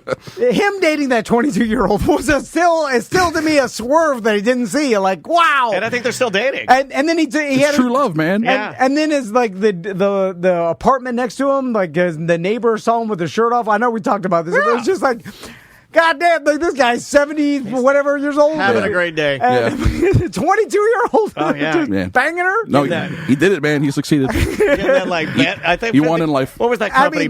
Wolf or something? Some small company, it looked like. Really? Yeah. Man. He's doing like a commercial, and all these players are calling him to get like the lines on the game. And he needs the mints, right? He needs to get it going, right? He has to. Don't know. Yeah. At that age, you have to use the mints. He wears the same tan shorts that my dad wore to mow the grass when he was sneaking out of her apartment. I was like, is that my dad? No, it's Bill Belichick sneaking out of his girlfri's apartment. Maybe you don't need the mints with a 22-year-old. No. She's got nothing but time. Yeah. You need the mints with your old lady. Exactly. Yeah. She needs a mint. Anyway, so what We've done a lot of bad today, talking movies. Yeah. We've done a lot of bad. We've touched on a lot of great topics here. Throw out one movie that you're excited about that's coming up. Maybe let's do it like the Costco movie. guys. Let's do a boom and a doom. Oh my god. Probably for the rest of the year. Well, I'll do one that's a little more recent. In October, there is an A24 horror film called Heretic with Hugh Grant. That's coming out. Oh, that's the one I like. With the two girls that stop by his house in the rainstorm. Yeah, they're like maybe Jehovah's Witness or something. They're coming there to to witness to him, and he lets them in, and then it turns out that his whole house is a booby trap of horrors, and it's a maze, and he traps them in there. Yeah, it's and then like a religious carnival of mazes. And it's very much about like making them confront their religious beliefs and stuff, which is like, okay, of course it's A24. It's got to be more than just like a haunted maze or a scary maze type thing. At the end of one of them's, crucified on a cross. I know. Yeah, I hope so, man. I think it's R-rated, so I hope so. And he's screaming, and he is the devil. Yeah, and it's Hugh Grant as the villain, which he's only done like a handful of times. Yeah. So that should be like a lot of fun. It looks really good. That one looks good. Actually. It does look good because he looks scary. He does look pretty intense. He looks good. He's a bad guy technically in Paddington 2. My second time bringing that up, but it's more of a fun, goofy bad guy. The Paddington movies, they go. Paddington 2 is a perfect masterpiece of a film. Just throwing that out there. I'm not Paddington the Bear 2. Paddington 2. The movies are awesome. You don't even have to see the first one. What's her name in that? Nicole Kidman's in the first one. She's in the first one. She's great. The first one's a lot of fun. She's got skinny old lady. Doing a lot of dresses and long pants. First one's a lot of fun, but the second film is a masterpiece. I'm not joking. There you go. Joking. All right, Chris. Again, Cinema Crespediso podcast. Yep. If you want to hear more about movies and subscribe, go support his show. Thank you. Patreon.com/Crespediso. Appreciate you guys. Thank you very much. Love you, buddy. And we will see you tomorrow. Welcome to A Corporate Time with Tom and Dan. I'm Tom. I am Dan. On the line with us right now, he's going to be at the West End this Saturday. You can get your tickets at drinkatwestend.com. It's, again, this Saturday, September 14th. Yeah, it's the West End Live venue. If you haven't been there to see a comedy show, you're missing out. It's a great venue. Yeah, well, let's all welcome to Sanford a legendary SNL comedian and one of our favorites, Mr. Chris Kattan. How you doing, man? Hey, man. How are you guys? Doing well. Doing great. Well, right off the top, just since we're a podcast, we actually left radio to go do podcasting. I have to, off the top, just congratulate you on your star-studded podcast that you launched in July. Man, congratulations. That's huge. Oh, thank you. Yeah, no, it's been a lot of fun so far. It's really great getting to, talk to old friends and catching up with them, and doing a full hour with them. It's really it's quite the trip. It's really cool. It's been an honor to see these people and talk to them. Well, speaking of the podcast, it's called Idiotically Speaking. Yes, sir. And I was going to talk about all the big stars you have on your show. And when you book that, is it a text you send out because you know these people? Like, you have to still go through their agents? I was curious about that. When you're also a celebrity, like booking an interview on your show, do you have to go through the protocol? Well, the vibe's also very casual on the show. Like the vibe you have with these are your friends, so the vibe is very nice, you know. Yeah, well, thank you. Yeah, I lost part of your question. You kind of faded out. Oh, but well, just talking. Do you have to go through the protocol that, like normal celebrities, to do someone's podcast? You have to go through their publicist or their manager, or do you just text your friend and say, "Hey"? It's a combination. You know, some of them I texted, and some of them publicists went too, but they knew who I was or were friends already, so it was, you know, they knew that they were being asked through me. So it's a combination usually.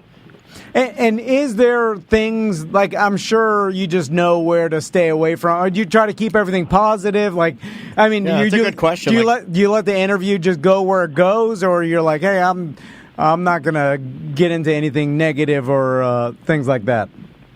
Well, I like to avoid, you know, negativity and things that aren't liked, and of course, you know, but I'll let the conversation go where it goes. But usually, just because we're having a good time, we rarely have anything negative to talk about. Yeah, you have two co-hosts that I wasn't familiar with, but it was amazing that everything that I read from feedback about the show, people really seem to enjoy the cast that you've assembled. Could you tell us a little bit about who's on the show with you, and how did it kind of come together? I have a friend named Joey Nunez, and he's a comedian friend, and also Andy Bolduc, who's a regular at Second City right now. He's in the current show in the current cast, and they're just happen to be friends. And I asked them, you know, because I always wanted to, you know, if I were to ever have some sort of a podcast, it'd be neat to have some sort of a team, like a team of characters or a team or, you know, writers. But they're basically pretending to be the writer and producers of the show when there isn't any. I mean, we're writing it. It's mostly improvised, so it's that's kind of the atmosphere that we're looking for. Yeah. Plus, they're fun to bounce off of.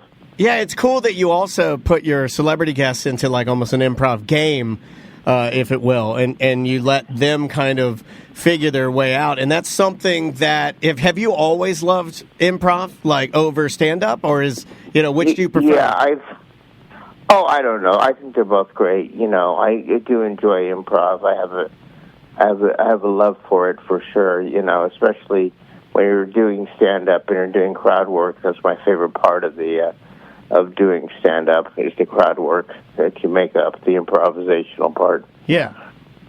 So, Chris, I'm curious you've played some iconic characters in your career and some that stick out in people's minds and are so popular that I feel like you must get bothered by them often in public because you're so recognizable. They're larger than life. I mean, these are characters that people have tattooed on their bodies. Yeah, like people come dancing like Night at the Roxbury. Like, are you surprised? I have a buddy that has a Night at the Roxbury tattoo. I'm not kidding you, man. Are you? You got to be a little annoyed sometimes. You're like, oh my god, why can't you just be a normal person and just say, hey, the fan of your work? Or do we have it wrong? Is it an honor? No, it is an honor. And usually people are very considerate and nice about it, you know. And then you'll get your occasional, like there was a picture of I think it was a Spider-Man premiere, and Jake Gyllenhaal and Tom Holland, I think his name is Tom Holland, the guy who plays Spider-Man, dressed up as the Roxbury guys, which was funny to see at a premiere. And so that's a different appreciation that you would never expect. Yeah, I mean, like these are characters that even though some would say their time has passed, are still they're iconic. A lot of that is revolving around like the legend that is, you and Saturday Night Live and how big that that vehicle is. Right. Well, it is. It's tremendous, and it's the biggest institution of comedy in the world. So, and it's so you can't avoid it. Yeah, you have to be. Obviously, when you do characters and they become popular, you can't avoid them for the rest of your life, and then people will recognize you as those characters many times. Chris, I'm curious with, speaking of SNL, when the actual numbers of people watching when you were on but people are consuming it different. Like now, people are consuming the sketches through not only are they watching, but they're also through social media and little segments and probably on their phone. Yeah, and then they're consuming it after on demand or just the sketches themselves, as opposed to we were very lucky that we got to watch Chris in a cast that across the board I feel dominated on pre-internet, pre-social media. In its true form. So I'm curious, what do you think it gets more exposure now because of social media and the internet, or just because of pure viewership was just gigantic when you were on it, more people knew about it then? Well, technically, I can't quite answer that, but I do know that I think that many more people watch it now than they used to because of social media, because it's such easy access to watch it, and you can watch it once the sketch is done or the show is done. It's already available on the internet. So it wasn't like that when we were on. You had to wait for a repeat. Or if you were lucky, for Christmas, your dad would get you the best of Chris Kattan. There'd be exactly. you could buy it on VHS, and that's the only way that we could get it. But there was less things to watch back in the 90s, whereas to me it's more concentrated. What you mean as a comedian to me watching SNL is more concentrated. Maybe that's unfair because I'm only going from my perspective, but I feel like kids. See how I'm doing that? The younger people, they're not. I don't feel like there is ingrained with the cast. I couldn't find out information about Chris's cast, and you know what I mean? They were mysterious figures to us, and I feel like that builds their legacy to be much more. I don't know. It's bigger to me. It just is because I couldn't find any information about you, so you were a legend. Right. Well, maybe it's almost like. How music used to be. We didn't used to have an Instagram of the Rolling Stones. We used to just wait for a picture to see them on an album cover or something, or a magazine article. And now you can see it consistent. Now you're consistently, it's capable. You're capable of having that way to get in contact with your hero or the person that's a legend that you're admiring so much and want to look up. Sure. And again, I want to remind everybody this Saturday, the 14th, at West End Live, you can see Chris Kattan starting at 7 p.m. Get your tickets. You can get them at drinkatwestend.com. Chris, I got a last question for you, and we've actually talked about this on the show when your memoir came out, Baby Don't Hurt Me, Stories and Scars from SNL, and in your memoir you talked about hurting your neck, which it seemed like when it came out, we were all surprised. And I know you mentioned it on Dancing with the Stars, but I'm curious how hard was that for you to talk about, and can you Well, it was hard at first because it was an injury, and injuries are personal, and it affected me at the time during performing, and I didn't want to be taken away off the bleachers, and told that you got to heal, you have to sit this one out. But I wanted to keep going. So that was my theory towards it. That's why I didn't want to really talk about it. at the time. Yeah, no, it makes sense. It's like tough. as someone in sports, like you tell the coach you hit your head hard, they could sit you out for concussion party. Like you just keep your mouth shut because you want to play, right? Tough performer. Right, exactly. Yeah, that's pretty much it. Oh, that's man. it. And how hard is that? Do you have to still do physical therapy and stuff like that? I mean, is it a daily thing, or are you pretty much it is what it is now? I still do physical therapy, yeah, but it's obviously been years, so it's way better. And also, Thanks Chris, for asking. Yeah, no problem. And do you still live? Because I know you used to live in Danny DeVito's old house, which is awesome, by the way. God, that's good energy in there, man. Holy smokes! Well, it's actually haunted. I love these questions. Where do you live? Tell me about your physical therapy. Well, we like to get extra personal and uncomfortable in our interview. Yeah. No, I apologize. Let's walk through the worst moments of your life, Chris. You know what? I knew I was walking into it right when I was like, that was okay. He told me, he's like, I'm going to walk right into Danny DeVito's spooky house. I had it on the paper, and I was like, should we end it now? And I was like, I'm just going to go for it. You just had to do it. And I was like, I went wrong. Yeah, you made a mistake. Yeah, you're talking to some guys in Florida. Yeah. You know how we are. You guys are great. Alligators are our friends. It's hot as hell here, Chris. You know how we vote. You're trashy. We're trashy. I get it. I doubt that. Chris, thanks so much for talking to us. We appreciate it. Again, get your tickets. You guys. You'll be at West End on Saturday. Drinkatwestend.com. We appreciate it, man. Of course, you guys. Thanks a lot for having me on. It's a pleasure. Take care, man. That is Chris Kattan, live from his horrible paralysis in a room somewhere, and now he has to think about it. It was on my list too. You just got it before me. I'm not gonna lie. We've already talked to him about it, but I like to take him down low and then bring him back up high. I put it in his memoir, and we mentioned it. The only reason I brought it up is because we've talked about it. Sympathy. You want to get a little of that sweet sympathy. No, we talked about it on the show, and then I was like, "Well, we have to ask him the question, right?" Okay, why do we have to ask him the question? Because Twitch was waiting for us to ask. I don't think they were. I didn't see any of that. I should have asked him the favorite characters, favorite and worst character. I like it. Tracy was right. I like it when we're honest about this stuff. Tracy, I asked the chat room, I was like, hey, you guys got any questions? These idiots threw out a bunch of nothing.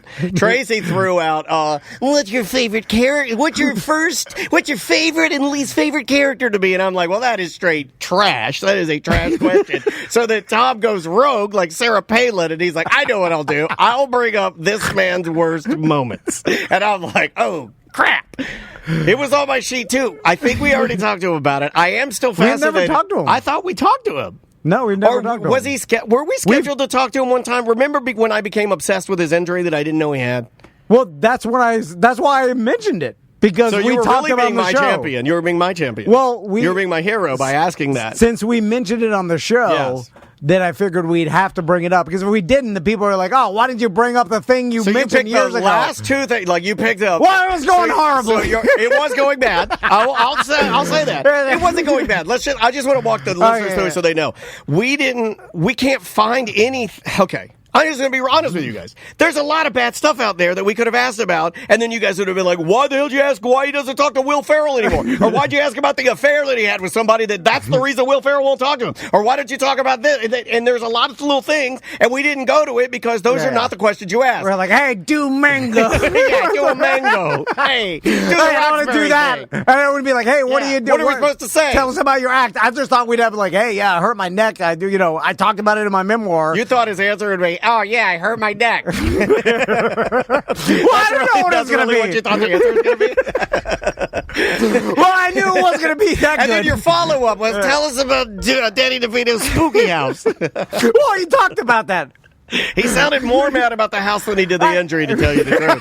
Because then you were digging in. You're like, hey, your wife's hot. How old's your daughter? You're like getting real personal. How big are your feet? I don't ask where. You can tell the state. How big are your wife's feet? I moved out of California because I didn't know that. Well, I don't know if he did. I think he lives with his new wife. Telling lies on it. In Springfield. Well, I don't know. I thought he would mention. Okay, I ask questions. Too quirky. And then he's like, from Life Goes On, and I'm like, no, Romano. And then I'm like, that's on you, man. I thought he was going to say, yeah, I moved out of California as an actor. They all do. They all do move out of California. You don't need to If he did the Rob Schneider, he moved to Texas, and now he's right-wing crazy, right? Well, I thought he was going to say, like, yeah, I moved from California. You don't need to live there anymore. You know to be where? an actor. I figured it out. It wasn't the question. I didn't think you were going to be like, oh, you're asking me where I live. No, I figured it out. I got it. I don't care. I don't even care. You didn't do bad. Say anything. You didn't do bad. You didn't do it. Well, you did. You did a little bad. But you did. The question wasn't bad. The question about the paralysis wasn't bad. You know where you got him? And it's probably on the brain because of your wife. It was when you asked, do you still do physical therapy? That's a step too far. Oh, okay. That's a step too far. Okay. That's like asking Tyreek Hill to put his window down. It's like, you can't do that. You can't do that. Oh, it's a physical therapy part? I mean, I don't know. Like, That's personal. Yeah. It's personal. HIPAA. Yeah, you're right. You can't talk about that. Do you still do personal therapy? Are you nude while you're doing the personal therapy? What do you wear while you're doing personal therapy? Do you do Cairo? Yeah, I need. Do you do TENS machine? What are you doing back there? I threw out a fluffer question. What was your fluffer? Oh, no, a puffer. A puffer? Was it a puffer or a fluffer? I meant a buffer. Yeah, I called it a fluffer. Puffer, fluffer. You're a maniac. I threw out a buffer question because I needed the time to know where to go. Give me the puffer. The buffer was the physical therapy because I thought he was going to be like, yeah. Well, that's way too personal. That's that's like your wife says, I've been having cramps, and then you're like, who's your gynecologist? Like it's a step too far. Well, physical therapy's not that personal. But you're asking that he's still doing it. Did you see? Exercise. I'm a sensitive person. I can pick up what his answers were. Then he followed it up. Well, it's been years. That's his way of saying, guys, it's been years. Why are you asking this? Well, okay. I think that's what we got. All right. And then we said we screwed up, and then he goes, nah, you're fine, which he didn't mean. Yeah. Then I'm like, we did screw up. I'm like, get out of the car.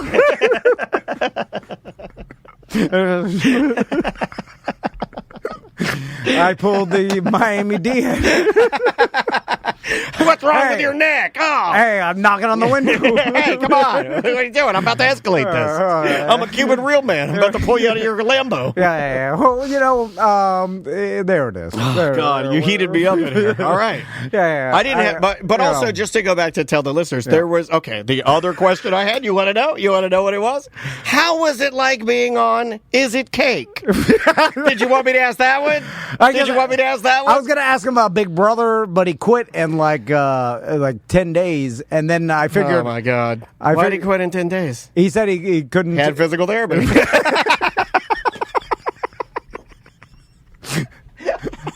Is it true that your physical therapy is the reason that you quit Celebrity Big Brother in 10 days? It makes me nervous when someone doesn't want to do an interview. They never want to do the interviews. That's so then why you're doing it? Well, because I don't want to do it. Their publicists make them do it. I'm doing it for Paul. Their publicists make them do it. No, I know. They make no. This is a transaction that no one wants.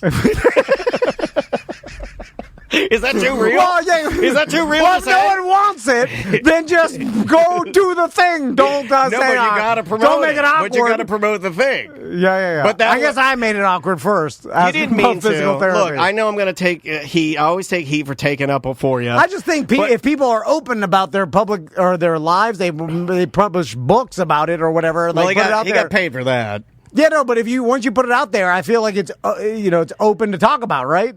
Chat room has a great idea. We should call him back and act like a news show. And then do the interview over and redeem ourselves, and then at the end, reveal ourselves as the guy that asked, and we were capable of a better interview, but it was us the whole time. It was physical therapy, man. It was physical therapy and his little friend. How do you feel now, knowing that we were capable the whole time? That should be the new name of our show, Capable the Whole Time. And I don't even know if it's true. I don't even know if we are. Handy, capable. We're not, though. We messed so many things up. Do you know that I scheduled 3 Weird Jobs today, and I had to cancel all 3 of them? I triple booked Weird Jobs. I had 3 ladies calling my cell phone. I didn't know what was happening. They're all leaving me messages. I messed it all up. Put them on the wrong day. All right. There you go. Let them eat mangoes. We'll be back. Welcome back to A Corporate Time. Joe from Fairville Megastores here. How you doing, Joe? I'm so good. How are you guys? How you been? How you been? So good. So good. I've done so many things since I saw you last. I feel like the world is a bigger place. We had some, I believe you did an event with Samantha. I did. It was so fun. We had our summer party. It was spectacular. We welcomed almost 200 people back to Fairvilla, which was exciting. It was the largest event we've had since COVID. Okay, I was going to say that, but I'm glad you did. Yes. Always sounds better coming out of your mouth. And congrats. Thank you. It sounded as if, in the reports I was getting back, Sam said it went really well. Everybody, we had listeners that actually went out there. Yay. And thanks for that, guys. Congrats. I'm glad it was well. But hey, we are done with summer. We're done with that junk. That's in the past. Now we're on to more fun. What are we on? Are we autumn? Is it autumn now? It doesn't seem like Florida's done with summer here. No. You know why? It's because we skip hoodie weather. Yeah. And I think hoodie weather is the welcome to all of our northerner states, right? Hoodie weather is my favorite weather. Like I see some posts from our northern listeners are like, hoodie and shorts weather. I'm like, hoodie and shorts? Yeah, can't do that. I would be flooding down here. I would be tank tops and shrimp and shorts. I would be shorts. That's hoodie. Over there. I actually, as we're talking about this, I just got back from Illinois. My family is from Illinois. We have a farm and things, and they were making fun of me for being feral because I don't wear shoes. Flip flops. I was in flip flops. I wasn't running around all naked and stuff. I like flip flops, but you know what's taught me that flip flops look trashy? This is not a knock either. Bert Kreischer. Bert Kreischer has taught me that you can't just do everything in flops. I'm going to give you another person that's taught me that flops are trashy. From Florida, I'm going to give you another one. Cabin Boy Matt. You can't do everything in flip flops. You look trashy. As the three of us sit here, open-toed, all three. And I am wearing, the reason I thought of Bert Kreischer is I'm wearing his signature brand, Free Waters. Oh, wow. He has his own Free Waters. It's called the Dylan, I think, if you look it up. I'm not wearing the Dylan. I don't know what mine's called. Mine was at Marshall's. The Frank.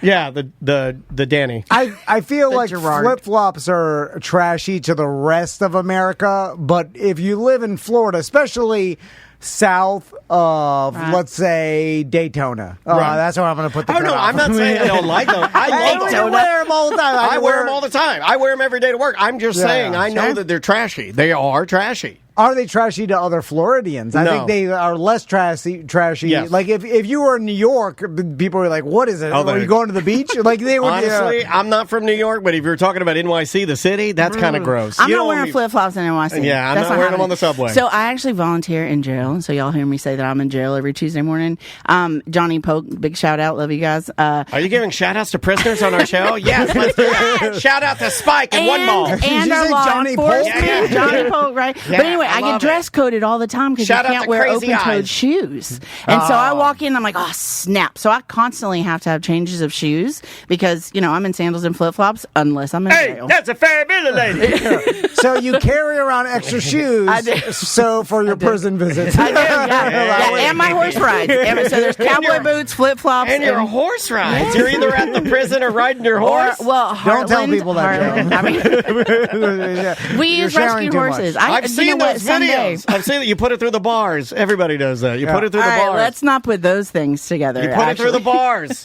Let's go back to talking about fantasy. Well, last thing on flip-flops. Yes, please. I was at a concert on Wednesday or whenever the hell it was. Was it Tuesday? Tuesday. He went to see Incubus and Coheed and Cambria. And was it great? I did have. It was great for everybody else. They like it. They're a fan. He doesn't do great. Oh, by the way, Crystal told me last night she's never taking me to a concert again. Oh, wow. Things are getting better, I see. You should think I'd be happy, but I felt sad. I was like, oh, you should be sad. It's like your marriage is shutting down. Normally, when they start boarding up the windows, things get real good. I was like, that's what I want, but now that feels like we're not going in the right direction. Yeah, it's going bad. You didn't tell me that. Flip-flops at Incubus. So, back to the concert. That's kind of gross, man. You put flip-flops at the Emily Arena? Oh, yeah. And when I was using the restroom you got multiple times, sprinkles on the tops of your hairs. Sprinkles, total Cold Spring, but I don't even flinch. I don't move my feet back. I just let it sprinkle. Yeah, I do too. And then I think it makes you tougher. And then I convince myself that I will put anything on my feet. It doesn't bother me. My whole opinion of men in flops might have just changed. Okay, I'm going to go one step further before we get into the pulling things out of the basket. But I, too, this is why Tom and I are in business together. I promise I'm not trying to one-up you, but I think about this all the time.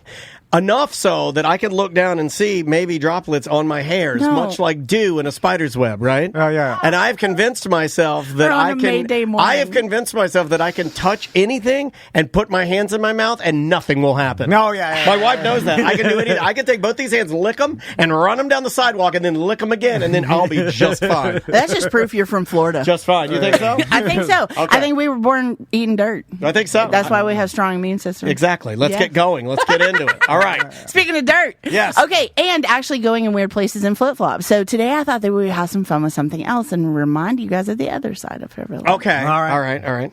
So we're just going to do it. Yeah. So speaking of flip-flops and dirt, it's festival season. Okay. And you know what's really fun about all of us kind of getting in our 40s and 50s is we still like to party at these things. And so festival gives us an opportunity, if you're familiar, the EDCs, the bump, bump, bump thing. Yeah. And so all of that stuff is available. And this is some of the really fun stuff that you can dress up and be weird. I'm going to try to get this on. But it's a glow-up jacket. Like, it literally has lights and it glows and I can't seem to get the thing on, but it's a light up. But it's built inside there. Right. Yeah. It's like a costume for somebody who wants to be something different. Where's the thing? I want to try to get it. It's in the pocket. I don't know why I couldn't get it inside the on. pocket? Yeah, I was afraid that was going to happen. Hold on. I'll work on it. It may need batteries. We'll get it going here. It's all good. Okay, but here's the fun part. Don't miss the shorts. Don't miss the shorts with this fabulous sheen. We'll get some light up little shorts. tush, right? Absolutely. Look at the packaging. Can we just talk about the packaging on these shorts?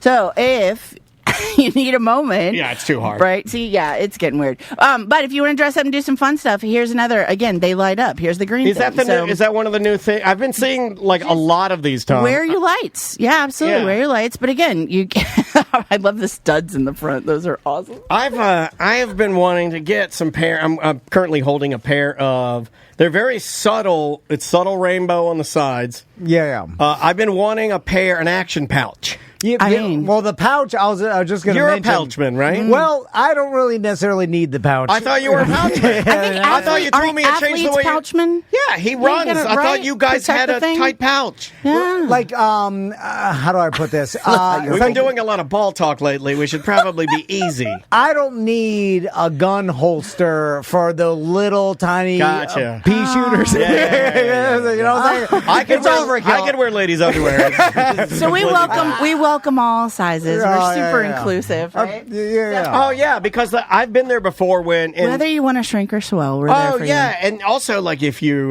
maybe you want to like tucking and there are people on staff that can help you with things that you may not know. So tape and things and stuff. And they know tape. Oh yeah, like to conceal. You tape it? Yeah, you might. There are tapey things. I think that if I did it, I would be a classic, and I think I'd tape it to my leg. So while that's you probably should with your flip flop issue. I know it might help at least direct it. I thought you were going to say you probably should because it's hanging out now, and I was going to be like, well, that's not true. Taping it to your leg is not a problem that I have to. Right. I'm more of a out of order elevator button. You have to put it over top. Yeah, you know, we go back to those little star stickers that teenagers use for acne. Yeah, we were just talking about those this morning. Yeah. We're going to start bringing them in because they're super cute for festival, which again is a great segue. You should put those with the pasties. Match your acne to your nipples. Look, yeah, there we go. Okay, so here's the idea to remind those are for everyone black grandmas. That's a big pasty. That is for an old black grandma. That is the biggest when nipple this is the only thing that you're wearing, right? It becomes a thing. Here, let me just kind of It's not just a nipple pasty. So, all right, but it's a breasty. Now we're building a thing. So Fairville is the land of pleasure, fun, and fantasy, right? Sure. So we're building a thing here, and I want to share some other fun stuff that lady is wearing to festival. She is a fabulous unicorn. Oh, okay. I see So what you're you doing, can yeah. make some fun stuff. Look at this tutu and breeches. Again, great control for a woman who's wanting to kind of cover her things and look like she doesn't have anything. This one, like, actually, you get a little more coverage on the top, but it's still, like, super fun on the bottom. Super fun and leggy. And then there's our unicorn wig. But here's another thing that you can only do at Fair Villa. This is all, like, it's all from the same company, but Yes. it doesn't have to be. That's what Correct. I like to stress, is that Mix they have and match. Mix and match, So yeah. many different manufacturers. We and just people love that the you stuff use.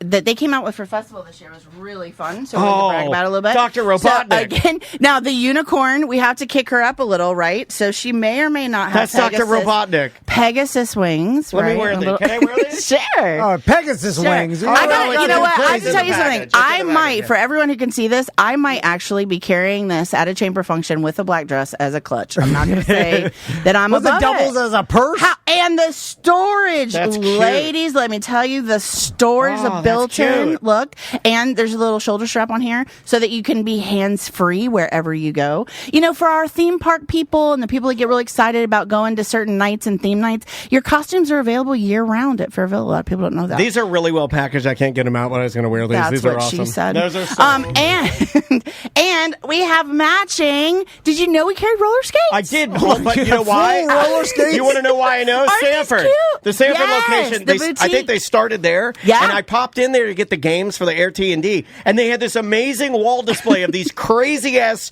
roller skates. And I was like, where the hell did Okay, you but guys get these? this is also such a sport these days. So Yeah. beyond just festival, though we all know Roller Girl, that's a whole hot one of my fantasy in favorite. itself, right? One of my favorite. You know what? See? Yeah, I'm going to tell you something that I shouldn't tell you. Please. Heather Graham single-handedly made me a Bushman.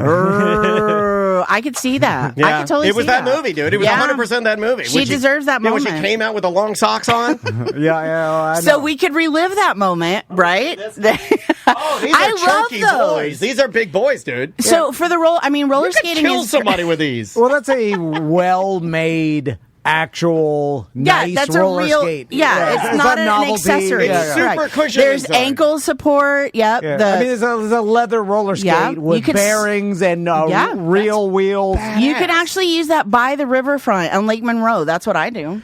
And there's some cool people down there. Some of the roller derby chicks do like a skating group down there and stuff. So you can come get your accessories at Fair Villa. Who knew? You guys have always had like sort of a large shoe department, I feel like. Well, it's because they're hot. Yeah, and like boots, chunky Yeah. things, and Well, platforms. and we support our this, and- dancers and the beautiful legs that they Sure. like to showcase, right? We even have aquarium stuff. Gotta So- be hard out there for a dancer.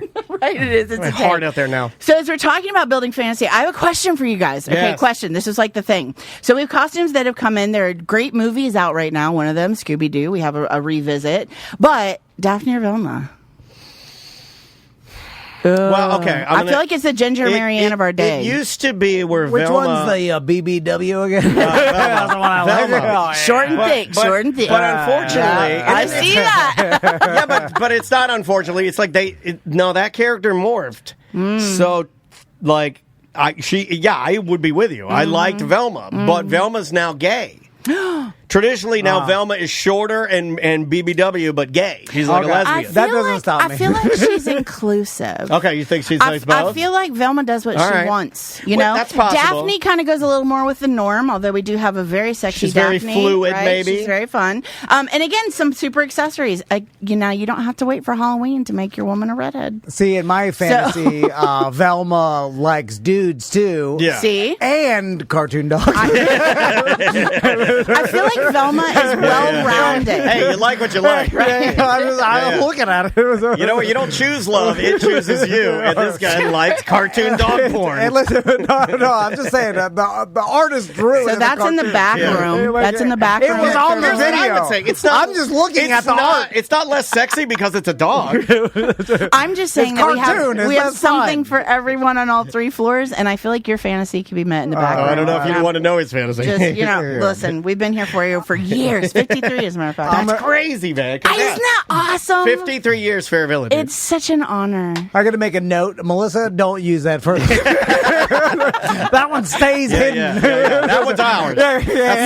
You know what's fun? Do not put it out there that I like looking at cartoon dog porn. I mean, we're learning a lot about you guys today. I said that. Full bush, dog porn. This is exciting. I do not know. And don't you hold on a second, Joe. Don't bring up the full bush thing either. I don't need any of it. Don't release any of it. I'm just a good listener. We're doing this for Joe and the listeners. Not for Melissa's sick mind. I did it just to make Daniel laugh. And I did. I feel like I should move on. That was the only reason. And then I realized, and was extra honest, I was like, well, I'm not going to turn it off because there's a cartoon dog in there. I mean, I'll let it roll.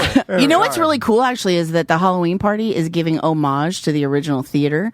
So we're doing the Fairvilla Mystery Theater is our theme. Wow. And we're doing all the movies. We're going to have segments. And then the lights go out. I mean, you never Somebody's know. been killed with a dildo. Are you going to do a whodunit? There are things happening. You should hate to give all the things away, but they're happening. Yeah, I love it. All right, so Scooby-Doo, we also have Beetlejuice. Isn't she hot? We have the male version, but not near as sexy. Yeah, Beetlejuice put a loogie on it. Right, yeah. And the green tights that go with it. There's also sex slime that's coming out this How would you dress as Hawk Tua this? Yeah, I was thinking about this last night. I feel like that little girl, you dress like a curtain. No. Like you're going to the barn. Here's what I wanted to do, and Andrea said I was an idiot. I wanted to dress as Hulk Hogan and then put my wife in a bird, like a Falcons costume, and we were going to be Hulk Tua. No. Dolphins? I was going to be like, sorry, I was going to be the quarterback of the Dolphins. It's very cerebral. So you do Hulk Tua. And she goes, that's stupid, you're high. And I'm like, I was like, let's watch Chimp Crazy.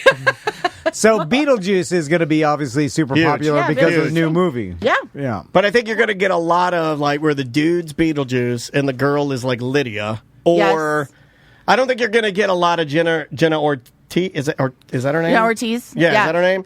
You're not going to get a lot of her because she's young. You're going to get more of the Winona Ryder with the Beetlejuice, I feel like. Yeah. I think there's going to be a comeback, a revisit of the traditional and the new. So the fun thing is that we have put together pieces of both sides. Yeah. So you can have some fun with it. I'm kind of a fan of male character made female. Like, I like girl crocodile hunter. Yeah, right? Or I like sexy crocodile. Yeah. Or like here's another one. I'll throw it out there. Sexy Jerry Jones. Yeah. I think that's what Andrea is going to go. You've been helping her with that costume, right? Tom's been helping her with her costume. Yeah. Sexy Jerry Jones. He's salting an Egg McMuffin. She's going to carry an Egg McMuffin with salt all over. She's got a tiny little wig on and just shouting racist things. I feel like that takes a special woman. Yeah, she'll do it. Wait, if you're sexy Steve Irwin, the boobs are on the stingray. Exactly. And guess what I'm going to be? That's how you go out. Guess what I'm going to be? And it's going to be hard to figure out. I'm going to be CeeDee Lamb. Haven't figured it out yet. Oh, this is too much fun today. Listen, you know what you guys don't need this morning is some of this energy chocolate. No, I don't. I need that. You know, let me tell you something. It was actually one of my clients that turned me on to this. They were like, have you ever tried this before? And I'm like, no. So you take like 4 squares and it is a feel-good flavor sensation. Let me just tell you. Okay, so I brought this for y'all. Yeah, you can have this. You might want to put it in the fridge. It's been in the truck for like a second. It's soft, but literally you just want to take a little bit of it. So if you're going out for the evening, if you're going to a theme park, if you're going to a party, if you're having a rough day at work, a little bit of chocolate and a feel-good feeling. Oh, will it blow my shoes off? Yeah, is there weed in there? Is it? That's the only thing that works. This is, they call it iconic chocolate experience. And I have to say, it was What does that mean? That sounds like the Steven Seagal energy drink. Steven Seagal has an energy drink, and one of the flavors is Asian experience. Yeah. Is there a Delta 9 in there? Yeah, what's in there? Can I see it? Delta 9 will work. Yeah. And you can sell it. Right? Anybody can. I mean, we have the things, but that in particular, and it's delicious. It's a salted caramel. Oh yeah, it's got some green. But I would not eat that whole thing. I would just, you're going to take your little strip across the top, and while you're enjoying it, we've got little purses for you. Again, go hands free, and pheromones in action. You guys aware of the magic of pheromones? I've never fully understood them, but we're going to come in and have a whole conversation about them one day because they're fun to play with. Okay. Yeah, it's like chemical manipulation. It's super fun. Animals do it. Why not us? But this is a fun way to be able to, again, spray whatever atmosphere. Because when you're at festivals or those concerts, some of those 10 by 10s smell rank. So you can set your own mood wherever you are. Hotels. Y'all ever been in a hotel that did not put you in the mood? I was in St. Augustine this weekend, and God bless them. I can do it anywhere.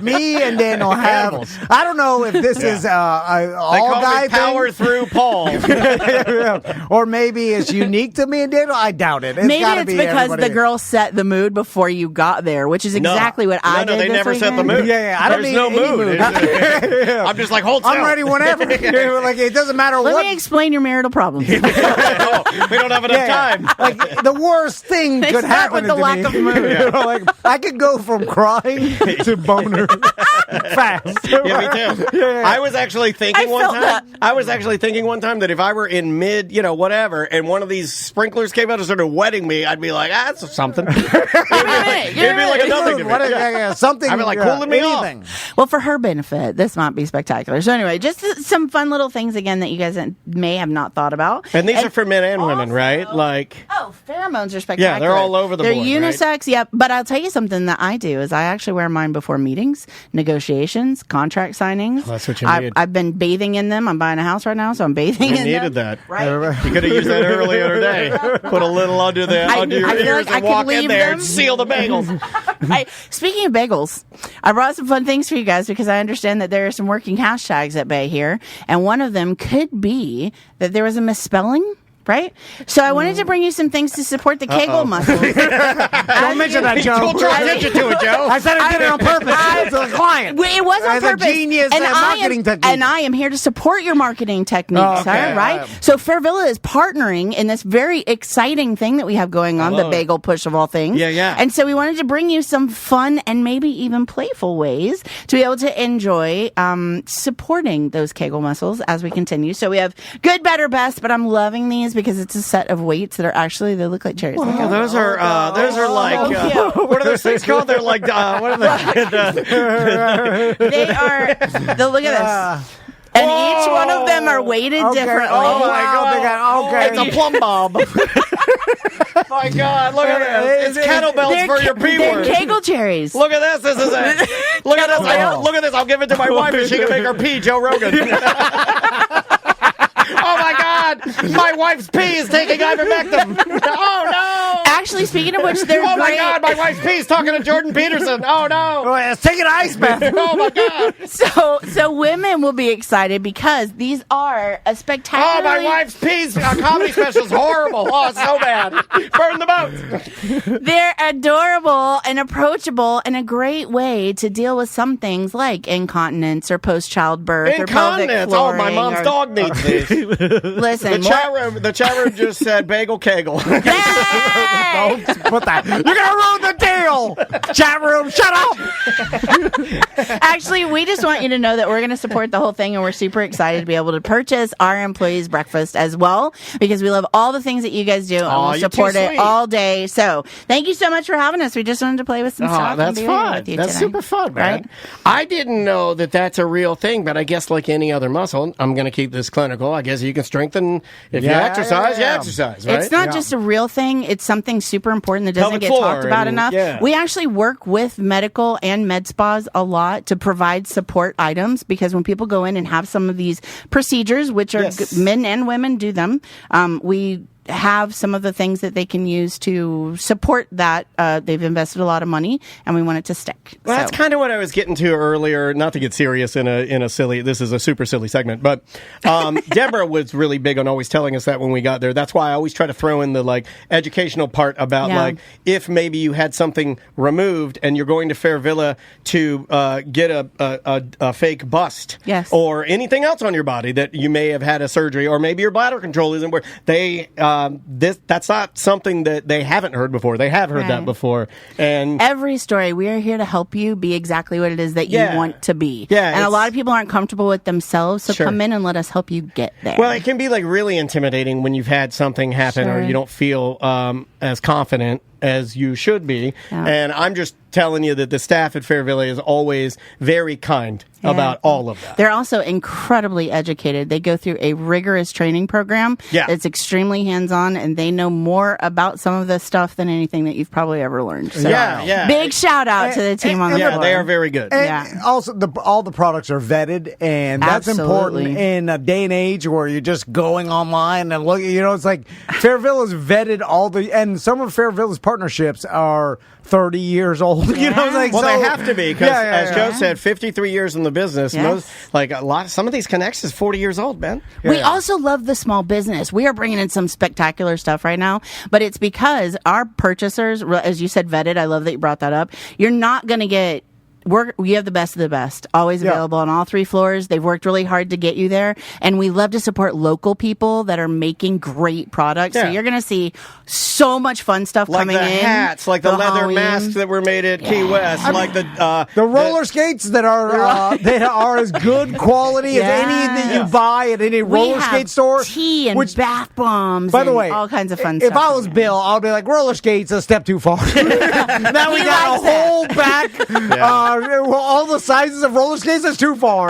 He likes it when we wear them around the office. The festival season, man. I mean, it's one of the only places you can find them, right? Absolutely. Especially if you want to go and try them on. That's what I'm here to say. Yeah. It's like it is that last. You saw it. Like Tom and I are always talking about, like order it, and then we finally got out there. You go into a store and you shop, and you can get it and feel it on your foot before you buy it. It's a different experience. And festival's up to 80% off now, so it's a great chance to be able to kind of fill this stuff up. So there you go. Well, Joe, thanks so much for coming in. We love you. Thanks so much. Again, it's Fairville Megastore, #Kegel Bagel. No. And, Halloween party 10-10. 10-10. I'm sorry. Don't use that. It'll ruin the deal. But eat the bagels. They're delicious. #too late. Tons of locations, fairvilla.com. Yes, sir. And we will be right back. Yay. It is a corporate time with Tom and Dan. I'm Dan. I'm Tom. Let's plug something. Let's plug something we don't normally plug. All right, become a BDM. I love it. Those are our members. You can pay a sliding scale of whatever you want from $195 to $10.95, and that gives you access to our free BDM parties. We do 2 of those a year. We do indeed. One of those are coming up in October. We're doing a little Oktoberfest party for BDMs only. Yeah. If you want information, sign up and just shoot me an email. Let me know, and I'll give you all the information. But it's a members only party. You get extra shows, extra cool events. We also have another one that we're planning to circle back around at the end of the year that we're already planning. So there's a lot of stuff going on. That's during BDM Appreciation Week, which we do every year, and we basically give BDMs access to things that non-BDMs don't have access to. We just try to give you the best prizes, T-shirts, savings on merch, all kinds of cool stuff. We try to one-up ourselves every single year, and man, is it getting hard. There's a BDM-only Facebook page. Yep. That's a good networking page. If you, we try to curate that as much as possible. Indeed. And whether anyway, you need a job or something like that, just become a BDM and join our community. TomandDan.com/registration. Let's do some Weird Job. All right, buddy. Weird Job is on deck right now.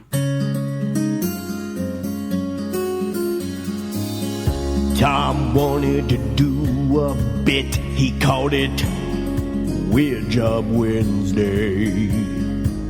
Dan really likes it. Tom says that's bullshit. It's another Weird Job Wednesday. What are you doing? What is your job? Are you neat? Are you tidy? Or are you a fat slob? Do you make lots of money and you sit up in your tower looking down on all the people who are working by the hour? It's a Weird Job Wednesday. Just another Weird Job Wednesday. Oh yes, it's Weird Job Wednesday. Just another Weird Job Wednesday. Thank you, Tom. I hate this song so much now. God, I hate this song. On the line with us, we have Scott. How you doing, Scott? Pretty good, man. How are you? Good. So, Scott, what is your weird job? I am an asphalt plant quality control technician. Whoa! So you make sure our asphalt is thick, black, and greasy. Yeah. So I'm a big fan of asphalt. You know, my dad, the reason I picked this one, Tom, my dad was an asphalt man. All of our driveways were greasy black asphalt. All of them. Right, well, let's start with that. What exactly is asphalt? It's basically just a mixture of rock that's glued together with this stuff called asphaltic cement, which is a byproduct of gasoline refining. So it's like they needed something to do with this, so somebody decided to start using it to make the roads we drive on. It's kind of interesting that it is a byproduct that, you know, in a weird way, it's like a strange form of recycling when you take asphalt and... So it's a byproduct of the refining process of gasoline? Yeah. And then they just mix that with like stuff that you would mix with concrete to make the asphalt? Yeah, pretty much. Like, we have a bunch of different stockpiles of different kinds of material, like different aggregates, different rock, like sand. And the rock is like different grades that goes from like, you know, really fine to really coarse to like 1 inch, you know, pieces of rock down all the way to like, you know, 1/4 of an inch, something like that. So there are different like textures and grades of asphalt, just like there would be sandpaper? Correct. Yeah, exactly. Interesting. Now, that is something I never knew, because I said that I was, you know, ahead of time, I said I was an asphalt man, but really I only know the old standard kind my dad bought. I don't know what is the standard that when my dad would call and have the asphalt company come and pour the... By the way, why was my dad the only black driveway in the entire subdivision? Why? Why did you do that, Dad? Anyway, back to the point, back to on point. When I'm calling, what's that asphalt? What is that standard? My dad, you know, residential asphalt. Okay, so now it would be called super pave asphalt, and the reason why it's called super pave is years ago the mix design used to be called Marshall, and the testing for it was a lot different. And the quality wasn't as good. And then I guess about 30 years ago, this stuff called Super Pave came out, which was designed by some engineers, I think out like Auburn University or something like that. And they kind of like revolutionized the testing process and how we design the mixes to make them more durable and last longer. And so, yeah, that's pretty much it.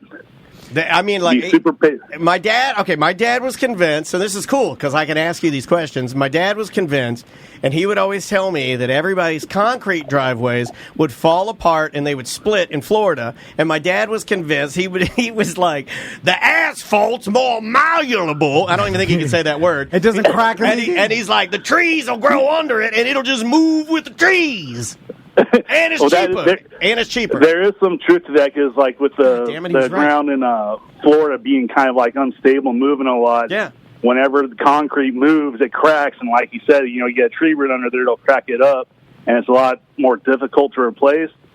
Or like asphalt will kind of like bend and move with whatever's, you know, around it, and you'll know this. It's a lot easier. And you'll know this part. So what he would do, because my dad was cheap, I always thought he was BSing me. Okay, I guess that was right. When the trees, because you remember the house, their house, the one that had all those trees, very much like your house, very similar layout. Yeah. Oh yeah, it was a long, big house with trees everywhere. Oh yeah, it's destroyed my entire driveway. Where now my kids are falling. My wife fell in the groceries because of rocks. There's like a giant hole. But the asphalt, I'm like, oh god. So the asphalt would bubble. But my dad, once a year, he would call, and maybe you can help me with this. He would call the asphalt place, and they would send the guys out, and they wouldn't re-asphalt it. They would come and put this coating. It's like a slick black coating, and they would just coat it, and it would take all the little cracks, and they'd all go away, and then it'd be good to go again. And he'd be like, see, I told you, I'm cheap, and I'm saving money, and the trees don't get my asphalt. So what is that? I believe that's just seal coating. Like, I don't really have a whole lot to do with the actual, like, paving of it and whatnot. Gotcha. I just kind of, like, hear about it and stuff. Gotcha. So, but yeah, that sounds like it's probably seal coating, some like kind of tar substrate that they come out there and spray on everything. Yeah, it was like thick. It's almost like doing a Skeens coat on your on drywall. Okay, it would just smooth the whole driveway out for another year. And he's like, and it was like $170. He was like, yes, I'm cheap. And nothing like setting foot on some asphalt that has been baking in the sun for 12 hours to sear your feet off. That's why all of my dad's dogs lived a very long time. They were all rock hard, angry, burned feet pee-pee dogs because they'd have to go out and pee in his driveway. The asphalt would scorch their feet good. So, Scott, let's talk about quality control at an asphalt plant. First, I imagine the asphalt plant itself, how rough is that? That's what I call my butthole. Is it as rough as I think, or you just go to some cubicle internally and that's like any other office? And they're like, rocks look good. It's not quite like we have a cubicle, but that's only for to go and input all of our test results in and whatnot. So it can be pretty difficult depending on how busy it is. Like today, we're pretty slow, so I'm not having to do too much, but I'm only doing 3 samples. But our other plant, I was doing anywhere between 6 to probably 9 samples a day. So it all depends on the day. And whenever I get in the morning, I go out and I take samples of all the stockpiles of rock to see how much moisture is in them. Oh. And then I take that information to the plant, and they fire up and start making the mix. And then whenever they start shipping, they'll send us over trucks, and I'll bring it back into the lab. And I'll split them down and run I think there's 4 different tests on them. So you test it, you burn off all the asphalt cement off it, all the black stuff, and you're just left with just the rock. And we wash it and run it through a bunch of sieves to make sure it's got the proper blend of rock in there. And then we make what is called a pill, where we put it in this big metal mold, and we put it into this gyratory press, and it presses it down. And we take that out, and we run another test called a rice, which tells us the specific gravity of the material. And you compare those two things, the pills and the rices together, and that tells you that your mix is getting the right compaction that it needs to get. So that's basically like your way in the lab to test the strength of your mix. And I'm guessing there are different things that make a mix either more strong or degrade a mix, right? Yeah, correct, yeah. So what would be okay, let's say you get the trucks back, you're doing the first test, you break it down, you're testing to make sure the rock components are good. Then you do your second test with the pill. What would make a bad batch? If it has too much of the asphalt cement in it. There's times whenever the pill comes out of its press, it prints out a sheet that tells you how thick it is. Gotcha. And if that thickness comes out and say it's a millimeter higher or lower than what you had the day before, it's that's a warning. It's this isn't going to be good. Gotcha. And so sometimes you finish out the test and, it was just a fluke or something, and everything will be okay. So too much liquid in the material, or maybe too much of one kind of rock, the grade might change from the quarry to the plant somehow, and it is a lot finer than it needs to be, so you'll have to make changes to get that proportion back in check to bring whatever failed back into the spec limit. Scott, let me tell you the type of employee that I am.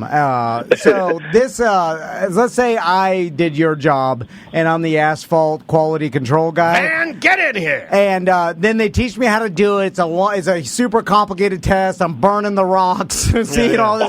You got to make sure the rocks are good. So I'm going to do that for press your pill. I'm going to do that for about the first 50 days, right? And if all the tests come out A-okay, and then I just click on these are good to go, then at day number 51, I'm just clicking good to go. You see what I'm saying?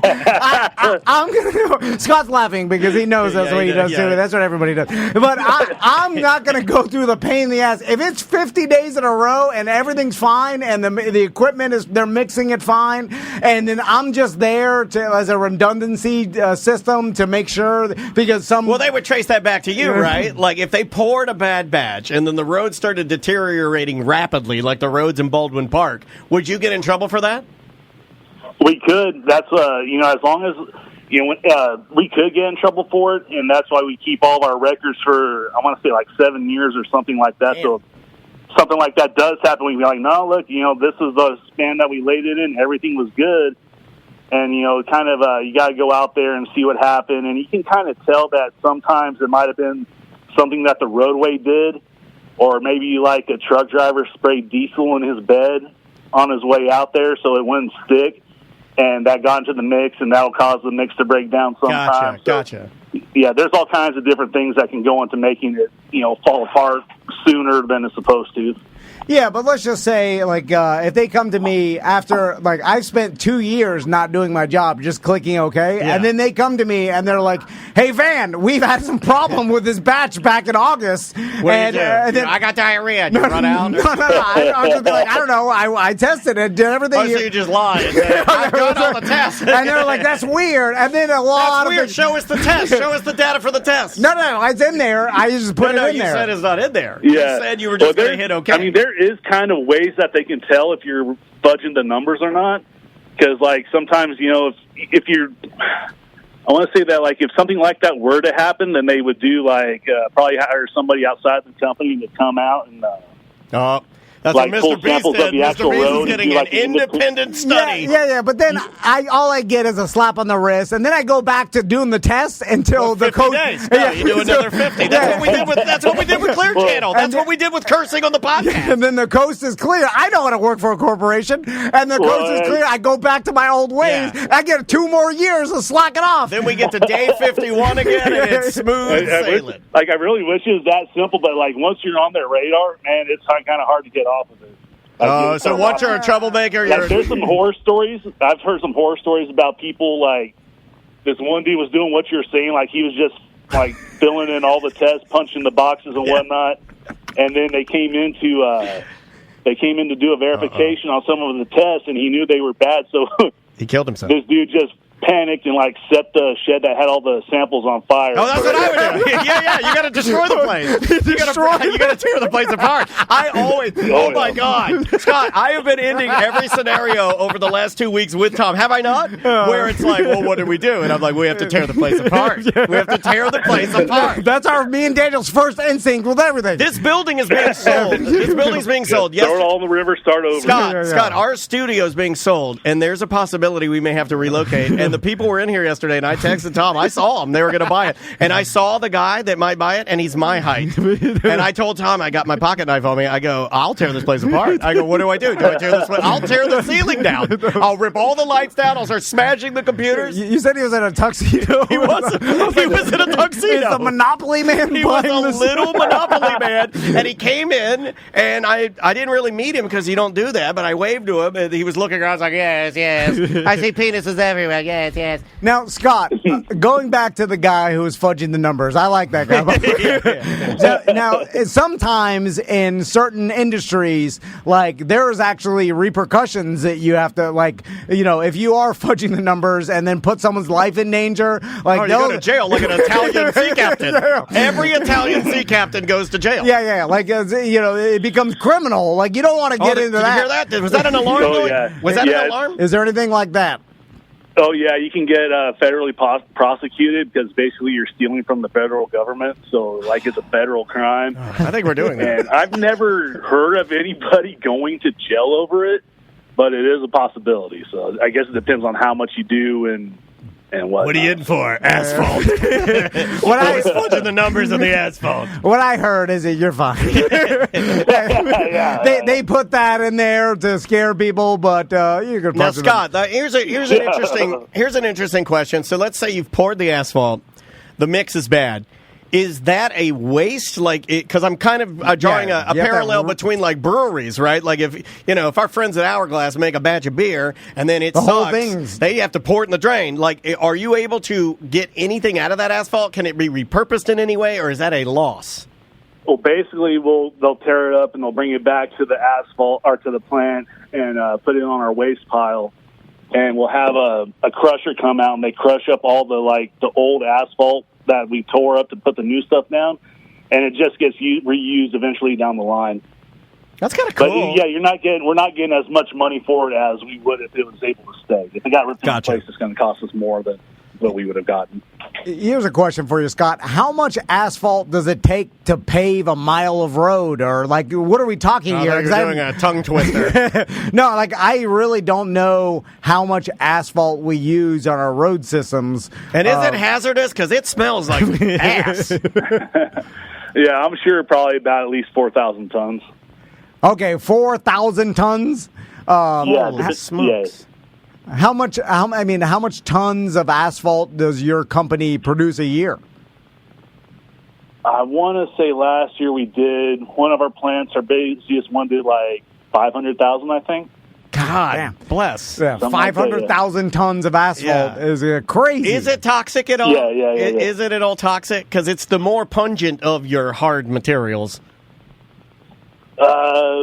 I don't. Supposedly, asphalt itself is like non-toxic, but I don't know about some of the other chemicals that go into it. It might not be so good for you. Yeah, I do. I mean, like, I remember you. I don't know if you've heard the story. I wrote my name on our asphalt driveway with gasoline and lit it on fire, and then my name was permanently burned in the asphalt. Yeah, because I'm sure it burns into the petroleum. That's used in the process. So my dad had to call his guy and have them put that sludge over the top of it. And he's never been happier to have them come out and coat it. Like, we'd get it coated once a year. Once a year. Right. So, Scott, what are we talking here as far as salary? I mean, is it some sort of specialist job here? Sounds like it. He's got a lab. Can anybody do it? Can I learn it? Like, could you teach me how to do it in 2 weeks? A couple afternoons? Oh, yeah. Like most people that come in, they're only on training on the job for probably about a week before they send them out on their own. And so, but right now, for me, I'm just under $30 an hour doing it. No, that's good. Yeah. And do you enjoy it? Can you listen to some sports podcasts? Yeah. Can you masturbate whenever you like? Or what do you got going on? Are you going out? I listen to the radio pretty much all day when I'm here. You got a hot receptionist you can walk by and steal from her candy jar, shatter up a little. You go get a Starlight Mint, you pop it in your mouth like, hey, how's your old man treating you? Oh, yeah. Chatting her up. It's a pretty sweet gig most of the time. Sometimes it can be pretty bad when things aren't going right, but for the most part, I like it. When things go wrong, describe that. Like, what, people stressed or like they're yelling at you? Oh, yeah, dude. Like, if something's not going right, then, like, people start showing up, the higher-ups, and they start, like, nitpicking over everything, trying to figure out what's going on. Zip up your pants, Scott. This isn't a jungle. Yeah, exactly, yeah. That's exactly what will happen. You know, tie your shoes, you slob. And then, like, some plant managers are a lot easier going than others. Sometimes they'll come in and kind of be, like, all up in our stuff, too, so you'll have everybody over here watching, trying to figure out what's going on. But other times they're like, it's fine, it'll happen. And if something does go bad, then we just pull another test, and if that one is good, then it's like, okay, then we're back on track. Whatever happened might have just been like a switch over or something like that, maybe. This is a new question. This is a new question I'm going to start asking any weird job contestant from here on out. Has your job afforded you the opportunity to watch a grown man cry? It's come pretty close, man. Okay, yeah, I think a lot of jobs have grown men cry.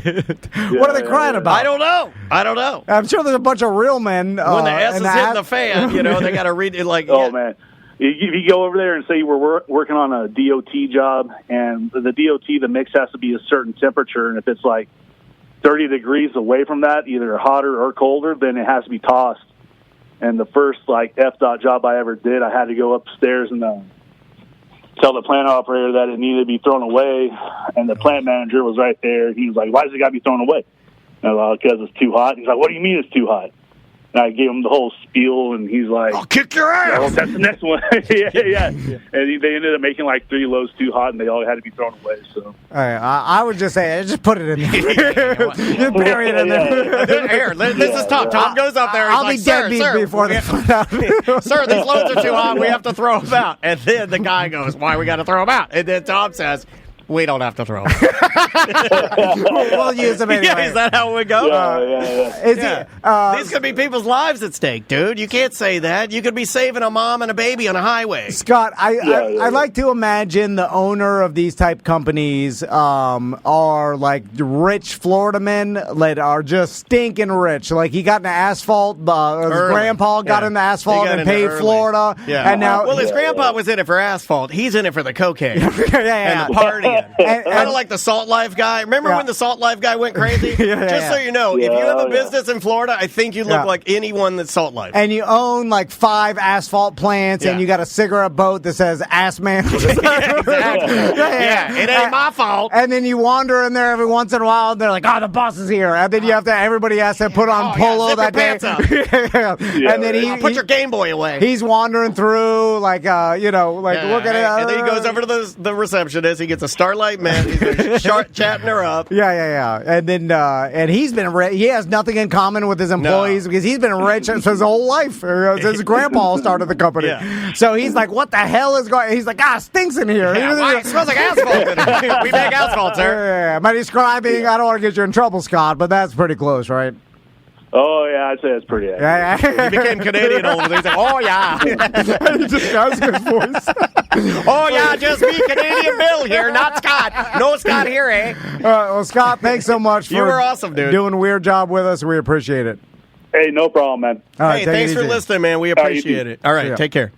What a nice man. He was good. He was good. See, those are the ones I like. The ones that are like, I knew he'd be good just because, just in the emails going back and forth, he's fun. He likes to joke around a little bit. It's just a job that no one thinks about. Like, of course, there's a quality control officer for asphalt. We got more people in the chat room that were commenting about it. I didn't know how much. Like, a lot of our listeners have tons and tons of asphalt experience. Oh, really? Oh, yeah. I think our buddy Greg in there. Our core demographic is asphalt men. Oh, they have all the science. They know all about, fun fact, physically look at a state road. If it's DOT mix, the aggregates are much larger. It's called a friction course. Then look at a city municipal road. You'll notice that it's much smoother and with smaller aggregates. This is because the velocity speed limit of a road, higher road speed means bigger aggregate. Lower speed typically means smaller. Like, they're just spitting straight asphalt knowledge in the chat room, man. So they're using different asphalt for higher speed highways than they are for like a 30 mile per hour road. Right. Interesting. Never would have thought that. I wonder if there's less friction. So you're doing 90, right? So your asphalt chunks are bigger.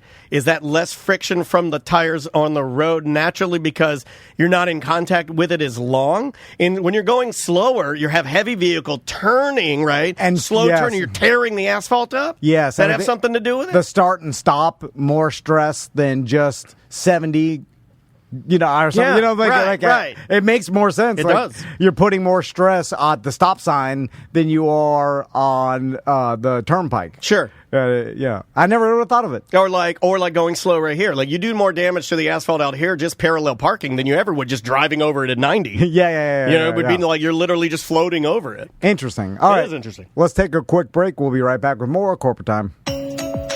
It is another Corporate Time with Tom and Dan. I'm Dan. I'm Tom. We are live on Twitch and YouTube right now. If you like watching podcasts, which is what you do now, you can go over to Twitch or YouTube. Just search at Tom and Dan Live and find thousands of videos, cartoons, all kinds of fun stuff on there. Speaking of YouTube, now after every show we do, there is an actual condensed show clip of the entire show that's out. A new thing we're rolling out. Yeah, there will be a new video, kind of a condensed version that kind of cuts out the rigmarole and speeds it up for you. If you'd like to kind of run them a little faster and kind of get through them, you can do that too. So yeah, all of that on YouTube. Search at Tom and Dan Live. Joey Mazan's here. How you doing, Joey? Really good, guys. Great to see you. Good to see you too, man. What's been going on in your world? What's going on in the worlds of the theme parks? Well, it's my favorite time of the year. I love Halloween. Halloween is my Christmas. I love going to Halloween Horror Nights. I love all the decorations. It's a blast. So, speaking of Halloween Horror Nights, I saw on social media people were showing clips showing how bad the crowds are, and I know some of this stuff is like they're showing a picture of maybe parades going through and everybody got bottlenecked. Crowd. Yeah, well, it's a little bit misleading sometimes, but they're also going to try and frame the photo to look terrible. Yeah, because that's going to get the most views. Yeah, just being honest, most of my buddies that have been out there, if I watch their feed, it actually looks pretty good. But when I saw the crowd pictures, I'm like, oh my God, so hot, so many people. Like, this isn't Halloween. Not for you. It is not for you. It's not. Halloween in the heat in September seems weird. I've never been, and maybe it is the heat. Because I've thought about this. When I was younger, and the heat bothered me less, I was way more into Halloween. If it is the week of, though, that's the thing. We start celebrating Halloween at the beginning of September or end of August. No, but even in October, when's the last time on October 31st when we went outside? It was brisk. So sometimes we luck out and we get a brisk, but not Halloween. very often. Yeah. But if there's any chance, it's going to be October 31st or the last, you know what I'm saying? It's like we're celebrating it there. I mean, all the stores have Halloween junk in it, and it just does not feel Halloween. I can tell you don't like it. You called it junk. That guy sneaking his negativity into everything he says. No, but I like Halloween, the week of Halloween. Are you putting up your spider web? In October. In October. Yeah. I'm actually thinking about not doing my my video pumpkins. Really? Why? Aww. I'm not feeling it this year. Well, you're the Grinch then. Yeah. You're telling me I'm the Grinch. I know. I just want to celebrate Halloween in October. I think I'm past it. I think I'm done. I think I'm just gonna hold until Christmas and maybe even cancel that. Well, if Maisie doesn't care about it, like if my sons didn't care about the decorations, I wouldn't do it either. I'm not doing Maisie it for kind of myself. sucked the life out of the whole thing because she didn't want to dress up. She just wants to stay home and give out candy. Well, if she wants to do that, then you definitely have to decorate your house. That's true. Because you're going to bring people to it. Yeah. Like, that's even more of a reason to do it than... Okay, all right, you changed my mind. When do you put your tree up? Day after Thanksgiving? No, I wait till December. Okay. I do it in November, typically, even before Thanksgiving. There's something about having Thanksgiving dinner with the tree out that feels right for some reason. I don't know. Oh, that's Thanksgiving. That's not Christmas. No. You're blending it too much. My pop-up said this would happen. I do a very woke-ish Thanksgiving-y Christmas. I do a fluid. I have a holiday fluidity. I knew it when I saw those blue lights. I had blue lights, and he accused me. He's like, "Are you Jewish?" Oh, I thought you meant for the vegan pumpkins or whatever. Blue lights one year. Well, for Christmas it was all blue, and I was like, and then he walks by, he's like, "Shalom." Yeah. So Joey, let's talk about the what are all the parks doing for Halloween? Well, for Disney, it's the same old. You got the Mickey's Not So Scary Halloween. Do they start theirs the same time too? Like they have to now. Okay. Yeah, Universal. The fact that we're celebrating Halloween in August, it's like they're like, maybe we should do it more than 4 weeks. So they're bigger now. But it's the same thing. It's you go, you see the Hocus Pocus show, you see the fireworks, you see the Headless Horseman come down Main Street, and the dudes with the shovels that make the sparks, and you're like, I want something new. It's the same thing. No drones? They don't have a drone show? They got drones at Disney Springs. Yeah. They were doing that thing, but it's, again, that's, I've talked poorly about that, and I apologize to the Disney people. The angles are bad. You have to be standing in one certain place, or you got to be in the parking garage across the street to see a good view of it. No, I get it. Like, I guess it's exactly. But, and then of course, Halloween, that's for Universal. I tell people all the time, as good at Disney is as drawing a cartoon, that's how good Universal is at scaring you. That's their wheelhouse. So they've got this really, Halloween Horror Nights is a blast this year. We've already been 4 times. I love it. So the feedback this year out of all years has been, I think, one of the best. I haven't heard one bad... I haven't had one person tell me they didn't like it or that any of the... In fact, most of the people I know that have gone multiple times and said it's outstanding. Yeah. What's the popular themed house that's like more of a TV show or like... let's go through them. Do you know off the top of your head by chance? Absolutely. It's funny because the 2 big ones, call them the bookends if you want, are Ghostbusters and Insidious. Okay. And they're right next to each other, and that Ghostbusters house is gorgeous. Not even scary. It is beautiful. You walk through, the firehouse has blue lights and icicles hanging off of it. I just want to stand there and take a picture in front of it. It's gorgeous. So it's new school ice Ghostbusters with the Stranger Things kids. Not Ghost Job for life. No. Newer than the Stranger Things kids. It's the Paul Rudd. That's okay. Yeah. But isn't that one still connected to the Stranger Things kids? Probably. No? I like old school smoking ghost job. Yeah, Ghostbusters. Ghost job. That's the Ghostbusters I grew up on. Not this new school. Like I'm Ray Parker, old school. I like it. Yeah. What they call the new one, Wokebusters. I like that. I like that. I like that. That's funny. And but right next to it is the Insidious house, which is What is Insidious? Insidious is that it's a 5-part movie about. It's 5 parts. Oh my God, the Deadly Hollows. Yeah, dude. And you don't need to see them all, but obviously if you do, it makes more sense. What is the villain? What's an Insidious? What is it? Is it a demon? Yeah, it's like an evil demon thing. He's mega demon. He's just a mega evil devil demon, and he's got the spooky red face. But it's weird. It's like you got to go to sleep, and then your soul levitates, and it's hard to explain. But just watch it, get scared, and you'll be like, okay, the house is freaking terrifying. Like you walk through its narrow passages, and then the one room at the end, they just have random blankets hanging everywhere. And as you walk, blankets, I'm afraid of blankets. You will when you see the red-faced demon jump out of them. Okay, all right. Well, you didn't tell me that. You just said you walk into the blanket room. The blanket of demons. The blanket room. My therapist has a blanket room. That's funny. So I talked to a BDM the other day that he is actually working on the theme park, the new one that's opening up, Epic Universe, dumping all the doo-doo. And he said that they are working throughout the night. Like there are double crews. Yeah. Like it's 24 hours to try to get this thing open as fast as possible. So that tells me they are just doing whatever it takes to get it doing it like open. A Chinese soccer stadium. Man. That thing. Oh man. So, but they haven't announced the actual hard start date yet, right? Well, I know they're taking reservations for the hotel that's in the park, but the problem, you can already stay there in, I believe, December. You can stay in the hotel there, but if you stay at that hotel, it's going to bum you out if you can't actually go out the back door and walk into the park. Yeah. So I don't know why they would do that, but maybe they think they're going to open that early. Or staying on property, though. I mean, if you need the space, I don't know. If the property's not open... No, I mean for the other properties. I mean, you'll be close enough, right? I mean, I guess you could stay there just to say you're one of the first, especially if you're like a blogger or somebody. They'll fill it up. Especially Universal. It's just hella popular, right? Oh, yeah. How long does Halloween Horror Nights go? When does it end? November 1st, I believe. It's either October 31st or November 1st. Is whatever that last Sunday is, that's what it ends on. Gotcha. But it's a blast. What are some of the other houses that we can... chat about here? If you go all the way to the back of the park, they have one, and this is kind of, I think this might be, you remember Dark Universe, right? That god-awful Tom Cruise mummy movie that they put out? No. I don't remember Dark Universe. Oh, wait. This was when they started doing the classic monster movies, right? And they started remaking them, and they were going to release it as Universal Studios' Dark Universe. And it was going to be kind of like how Disney has all these Marvel movies that you have to watch one to see the next god-awful one, and they all tie in together. They were going to tie in all the movies. Okay. So like the Mummy and the Werewolf and Dracula might end up in a crossover film or whatever. And it was cool, but the Mummy movie was so bad that it tanked the entire franchise. Really? Yeah.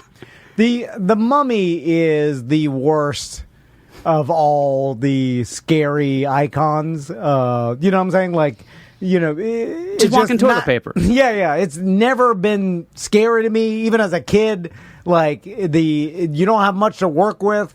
And I understand they made a movie franchise on the Mummy, but that's a different. You turned it into a sand monster, and so you made it bigger. I'm talking. They had that hot lady that had the white lipstick on. But that's all you're watching it for. Hot lady, Brendan Fraser, chick with an accent. The hot lady in the gold bra with the nude lipstick. Yeah. Oh my God, that lady. The traditional wrapped in bandages mummy. Is not scary. Never been scary. No, it's stupid. It was Abbott and Costello, very slow, chasing you. Yeah. It's even because it's zombie-like, you think it's a little scary, but the fact that it's wrapped, then you take all the scariness away from it, because zombies are scary because their whole body's deteriorated. Yeah. And they're not fast. The Mummy waddles. Yeah.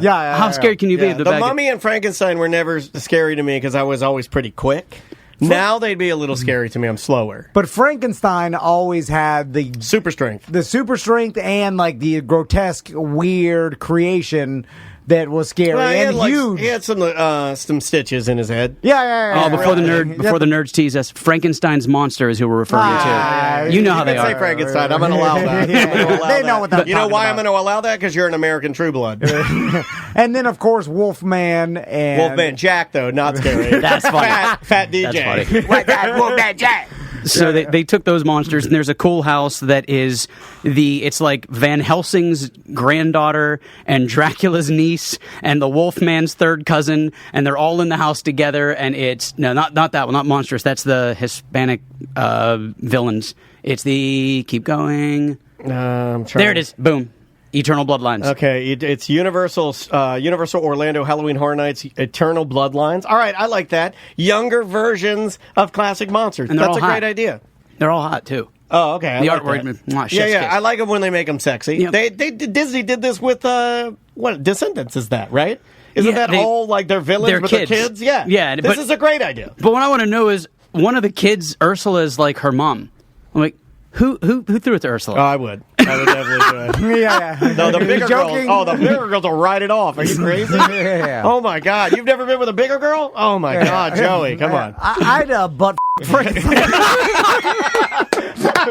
Show title. Your show title. I'll do anything, Joey. Me and Daniel are sick. You guys are my heroes. Yeah, I we're love disgusting, man. What do you want? Oh my God. You got high school I'll libido. eat Wolfman's The show titles are just been. Oh, you guys. Well, and all right, and next to this house is Goblin Feast. Goblin Feast. My wife was Goblin Feast last night. So Goblin Feast, what's that? Goblin Feast is, imagine you're playing D&D with a bunch of fat nerds. That's Goblin Feast. You just walk through this place and they yell at you and they pretend they all threaten to eat you. It's literally just a bunch of fat goblins threatening to eat you. It's funny as hell though. Goblin. I like Goblin Feast. Hold on, that sounds great. Are they nerds or are they actually like goblins? They're goblins, but you can tell they're all like they're big old goblins. So they cast a bunch of nerds to play the goblins. Yeah. Okay. I love it. He was about body shaming people. So, I'm not body shaming. They're nerds. It's okay. You're allowed to be you. But the goblins themselves are nerds. They're not like Schmeagol. When's the last time you saw a cool goblin? Like a guy that was like, what do you do? You're cool. And he's like, I work at Universal Studios in my off time as a goblin. I don't know. William Dafoe, the Green Goblin. Whatever. Just because of what's that? We just talked about The Rock. The movie. Antichrist, where you smash your balls with a rock. So when he played the Green Goblin later, I was like, I know what you did, Dafoe. I know what you did, Goblin. You smashed him. It's so hard to disassociate. And he's flying on a cool hoverboard. That's pretty cool. He's the only cool goblin, right? Yeah, he's Green Goblin. He's the coolest goblin. Okay. Hobgoblin's not bad. He has flaming pumpkins he throws. Oh yeah, Hobgoblin. Pretty cool. There was Knobgoblin. There was a bunch of them. Oh, look at this guy. Yeah. I got one. My God, it's like Butler's bag. Oh, no. This is all right. Let's go through some more. Goblin Face. We did Insidious. Then there's Major Sweets Candy Factory. This one was neat. This is supposed to be, apparently, this was a scare zone at one point that got its own house. You've been invited to chaperone a field trip to a candy factory, but this sweet tour is about to turn sour when free samples transform the kids into candy-coated killers wielding sharpened candies. It's exactly what it is. Well, you walk through. Cool. It's got a bunch of crazy children that have eten this candy, and now they're coming to get you. But what's awesome about it? Oh, a pedophile walks in there. He's like, I've been waiting for this. He just lays on the ground. There's one of the Easter eggs in there. Stab my butt. That's the stuff. The only candy you can really sharpen into a knife that would actually do anything is candy cane, right? Candy cane. Oh yeah. Did you say a lollipop? Trick or Treat. Get the hell out of our studio. Dude, come on, Trick or Treat. He bites out of it and uses it to hack your head off. Okay, you're right. You're right. Sorry, that was a deep cut. I apologize. So the whole haunted house is all candy themed? Yeah, but there's one room where depending on what button you hit, you see these lit up buttons. Depending on what button you hit, it makes the scene interact. It's really kind of cool. Okay, so it's a little bit different each time. A little bit interactive. I like that. But what's crazy is they put it where the Fast and the Furious ride is, and they shut that ride down to do this. And you're like, this is going to be insane. And you walk in and you're walking through the Fast and the Furious garage. And I'm like, so he has a garage on the side where he works on cars when he's not making the NASCAR fight. Oh, you can see it? Usually Universal, they, that's Major. I'm Major Sweets. Major Sweets Racing. Last year, that was the Chucky house, and that's what they did. They put TVs everywhere, and it looked like you were walking through the lobby. Well, maybe they're still working on it. I imagine. I mean, like I say, it's the first week. Inflate some candy corns and stuff them in there. Then you got this one, Monstrous, the Monsters of Latin America. But there's no Chupacabra.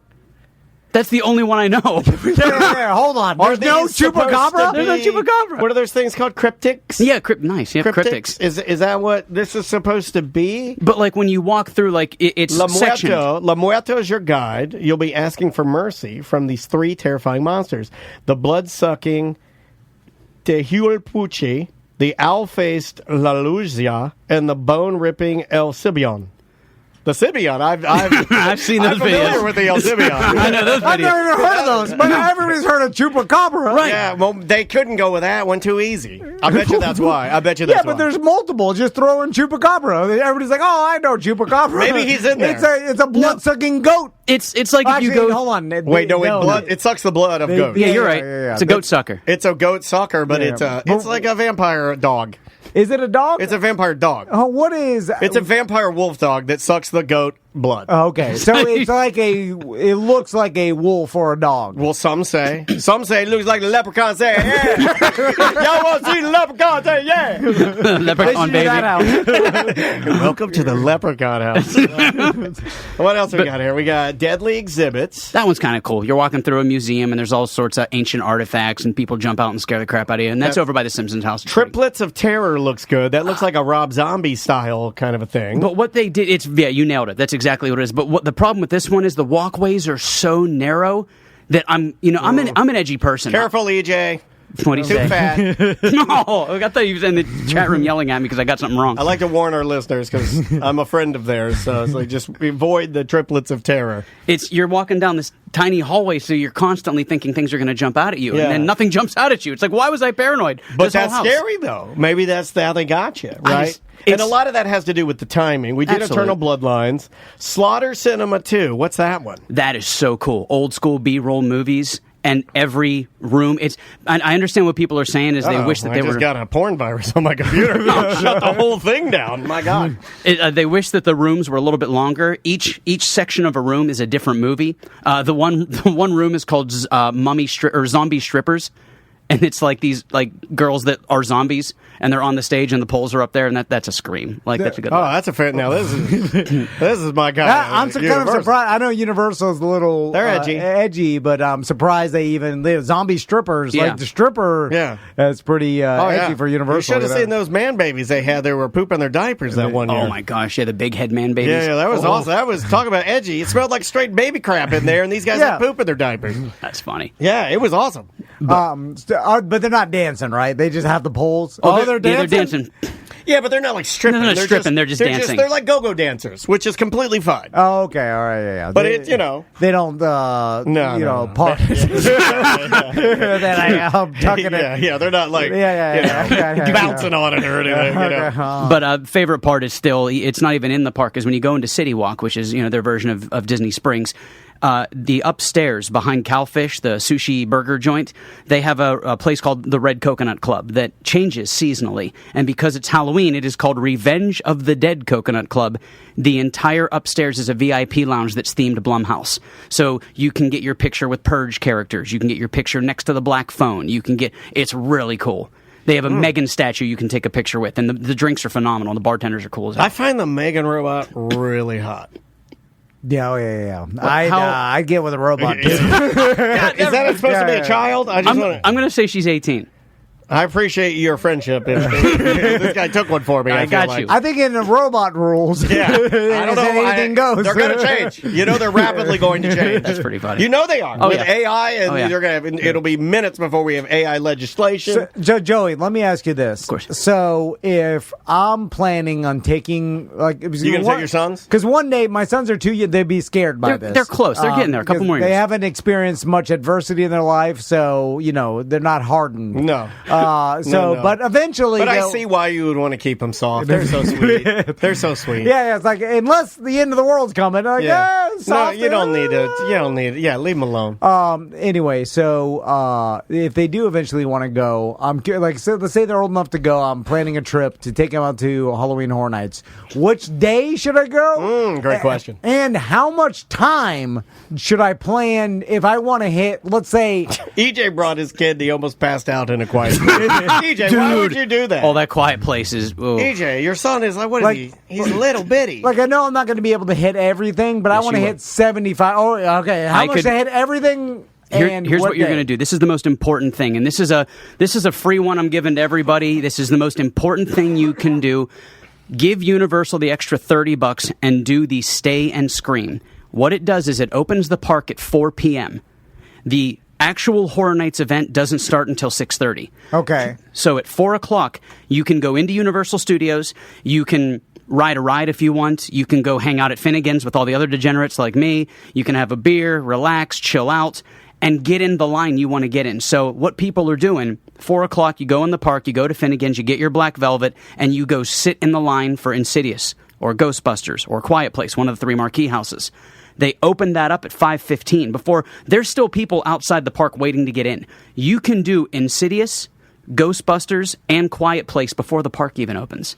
Really? Okay. And you did the three marquee houses, and then all of a sudden it's Unleash the Kraken, 6:28. Yeah. But by that time, you've already got a drink, 2 drinks in you. Yeah, you've done the most popular ones. You're also, you appeased the people with you and yourself. You made it worth it. And then getting another alcohol drink to stand in line, not that bad. And now you can hit the less popular ones, which everybody is not going to go to first. Bingo. You know, so then it's less lines, and everybody's I think EJ's saying this is what he did, exactly what he did. Oh, yeah, I'm sure EJ was like, I did that too. You're going to take that and you're going to let him steal your bed like that? Well, why'd you mention a nerd jock? You had your opportunity and Joey took your shine. I can't with Joey, EJ. We're giving Joey your bit now. Yeah. He can do it just as good. I can do nerd, but I can't do jock. You've seen me try to talk about sports. Have you seen EJ talk about it? It's the same thing. He knows just as much. That's funny. He hasn't played college football in 25 years. That's funny. It's a completely different game now. Anyway, so now with that, how much extra is that? Like $30. $30, yeah, on top your. That's not too bad. Your ticket. $30 a head. It's between 30 and 40, but it's you know we love percentages. It literally makes your night 500% better because you're knocking out three houses. And then the park opens, and everybody goes to those first because they know that they're already at a 75-minute wait. EJ says it's totally worth it. He said, you got to do it. It's awesome. So it's $30 on top of your regular Universal ticket? No, on top of your Horror Nights ticket. Oh, okay. Yeah. So and it's kind of a cool bonus that, let's say your boys are like, I want to go to Universal, Dad, but I love Harry Potter, but that's all I want to see. That's all I want to see. So you're like, all right, you do the Stay and Scream, go ride the Harry Potter ride, cast the spells, get yourself a butter beer, and then go wait in line. So it's kind of a cool, it's saving you a $120 ticket if you only want to do Harry Potter. Now, what day, is there any particular day that you found that is less, packed? You're going to, ideally, and by me saying this, I don't know if it's going to change, Thursday's the best night.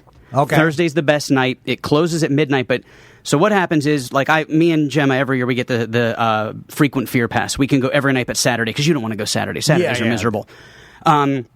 Sundays are busy because people are like, well, this is the last night before the week is up. And then I can't go Monday or Tuesday. So the hardcore people are going Sunday. And then Wednesday, you can go Wednesday night, but everybody's jonesing because they got their 2 days off. Thursday is that weird dip because Friday's busy because it's a weekend. Saturday's busy, it's a weekend. So Thursday tends to be the best night to go. Like, we went this past Thursday, and we didn't wait more than 15 minutes obviously we went early, we had a beer, we did the 3 like we normally do. We were able to do all 10 rides before 10 o'clock, or all 10 houses. Oh, wow. 10? Oh, damn. Yeah. Like, that's an early night. Yeah. I mean, like, the only time I've ever done it, I did it with Mike Aiello, and I did basically that. Like, I went in, and we had a mission, and we went bam, bam, bam, bam, bam, in order of what he liked, and we were in and out in 2 hours, of everything. And it was amazing. And it is definitely so this sounds very similar. In fact, this is you can kind of chill with your group and load up on beer. Now, what about the way I do it usually is I show up with my family, no plan whatsoever. I don't 8 even p.m. I don't even start looking at what houses you would want to see. Yeah, you're parking at 8:15. Yeah. I get in line you're at Insidious by 9:12. already got a 3-hour wait. Yeah. I'm like, what do we want? Oh, Ghostbusters! I know that. Let's go there. I know that. And then what I like to do is I like to stand in line for half an hour and then abandon it because it's too long. So I've already wasted half an hour, and then I go to something else, and then I'm like, oh God, this is just as long. Yep. And then I see 3 houses. I'm fighting with my wife. You can't commit. Then you get out of line. You go back to Finnegan's. You get more beer. You're drunk outside the mummy ride. You're laying outside the mummy ride drunk. Yeah. Then I'm screaming. Why do people do this? And then I'm like, I'm going to talk about this on my show, so everyone hates me. That's what I do. Then walking to the parking garage, you drunkenly scream, "What happened to Jaws?" You scream crazy. Every time I still get families that come back that go to the parks with me, and they're like, "Well, when I was here, because the only ride that's still at Universal that was there in 1990 when it opened is E.T. It's the only one." So people come back and they're like, "Well, we have a list of things we want to do. We want to do King Kong. We want to do Jaws. We want to do Back to the Future." And I'm like, "No." I'm like, why not? And I'm like, those are gone. And they're like, we were just here a few years ago. And I'm like, well, if a few years ago was 2004, then that was a few years ago. But really, and I mean this with love. Isn't the E.T. ride out there now? Isn't that like the Fashion Square Mall? I mean, no, it's West Oaks. Did they redo it? It's West Oaks. Is it okay? Is it bad? No, it's so bad. Yeah, it's bad, right? Oh, yeah, it's bad. And Does here's it still the thing. Say your name at the end? Yeah, and it's funny because everybody does the same thing. You find a couple of names that sound offensive together, and you make them say that. So you can get AT. I don't want to. All my friends try to get it to say the N-word. Because the biggest one is, and here's your fun fact. If you want to be the nerd dad, hey, E.T. said the N-word. Get in here. Just tell him your name is Wakabayashi. That's the biggest name in the index. I love it. Yep. Also, that's a fun fact. Nothing happens. Everything, like even the props are like it looks all dated. Oh, dude, the opening segment, they got the security guard who's standing behind the car, and he goes, "Whoa, look at them!" And he doesn't move his mouth or anything. He just stands there, and there's a speaker behind him. It goes, "Whoa!" I like that. I just laugh. It's if our podcast was a ride. And then it's like, you want me to be impressed by some animatronic doo-doo monster like saying my name? It's not impressive at all to anybody. And no one's impressed by it. Bye. Tom, Dan. No, I'm not going to do it. I was trying to figure it out. You're trying to figure out a way that someone was trying to write the N-word, but you could say, I know. I saw your brain working fast, though. Now, it would be funny. Tim. Okay, let's try this one. Next time you're there, try to get E.T. to go, "Homo says why." that would make me laugh. Well, Joey, if someone wants to hire you to take you around the park, how do they get in contact with you? Reach out to me, the Joey Mazan, on all social media platforms. You can check out the YouTube channel. If you're in Ocoee and you want to meet me at Jeff's Bagel Run, I'll be over there having a snack this week. Oh, dude. No, my family went ham on the Jeff's. Really? Oh, yeah, on Sunday. I think Maisie ate 5 bagels.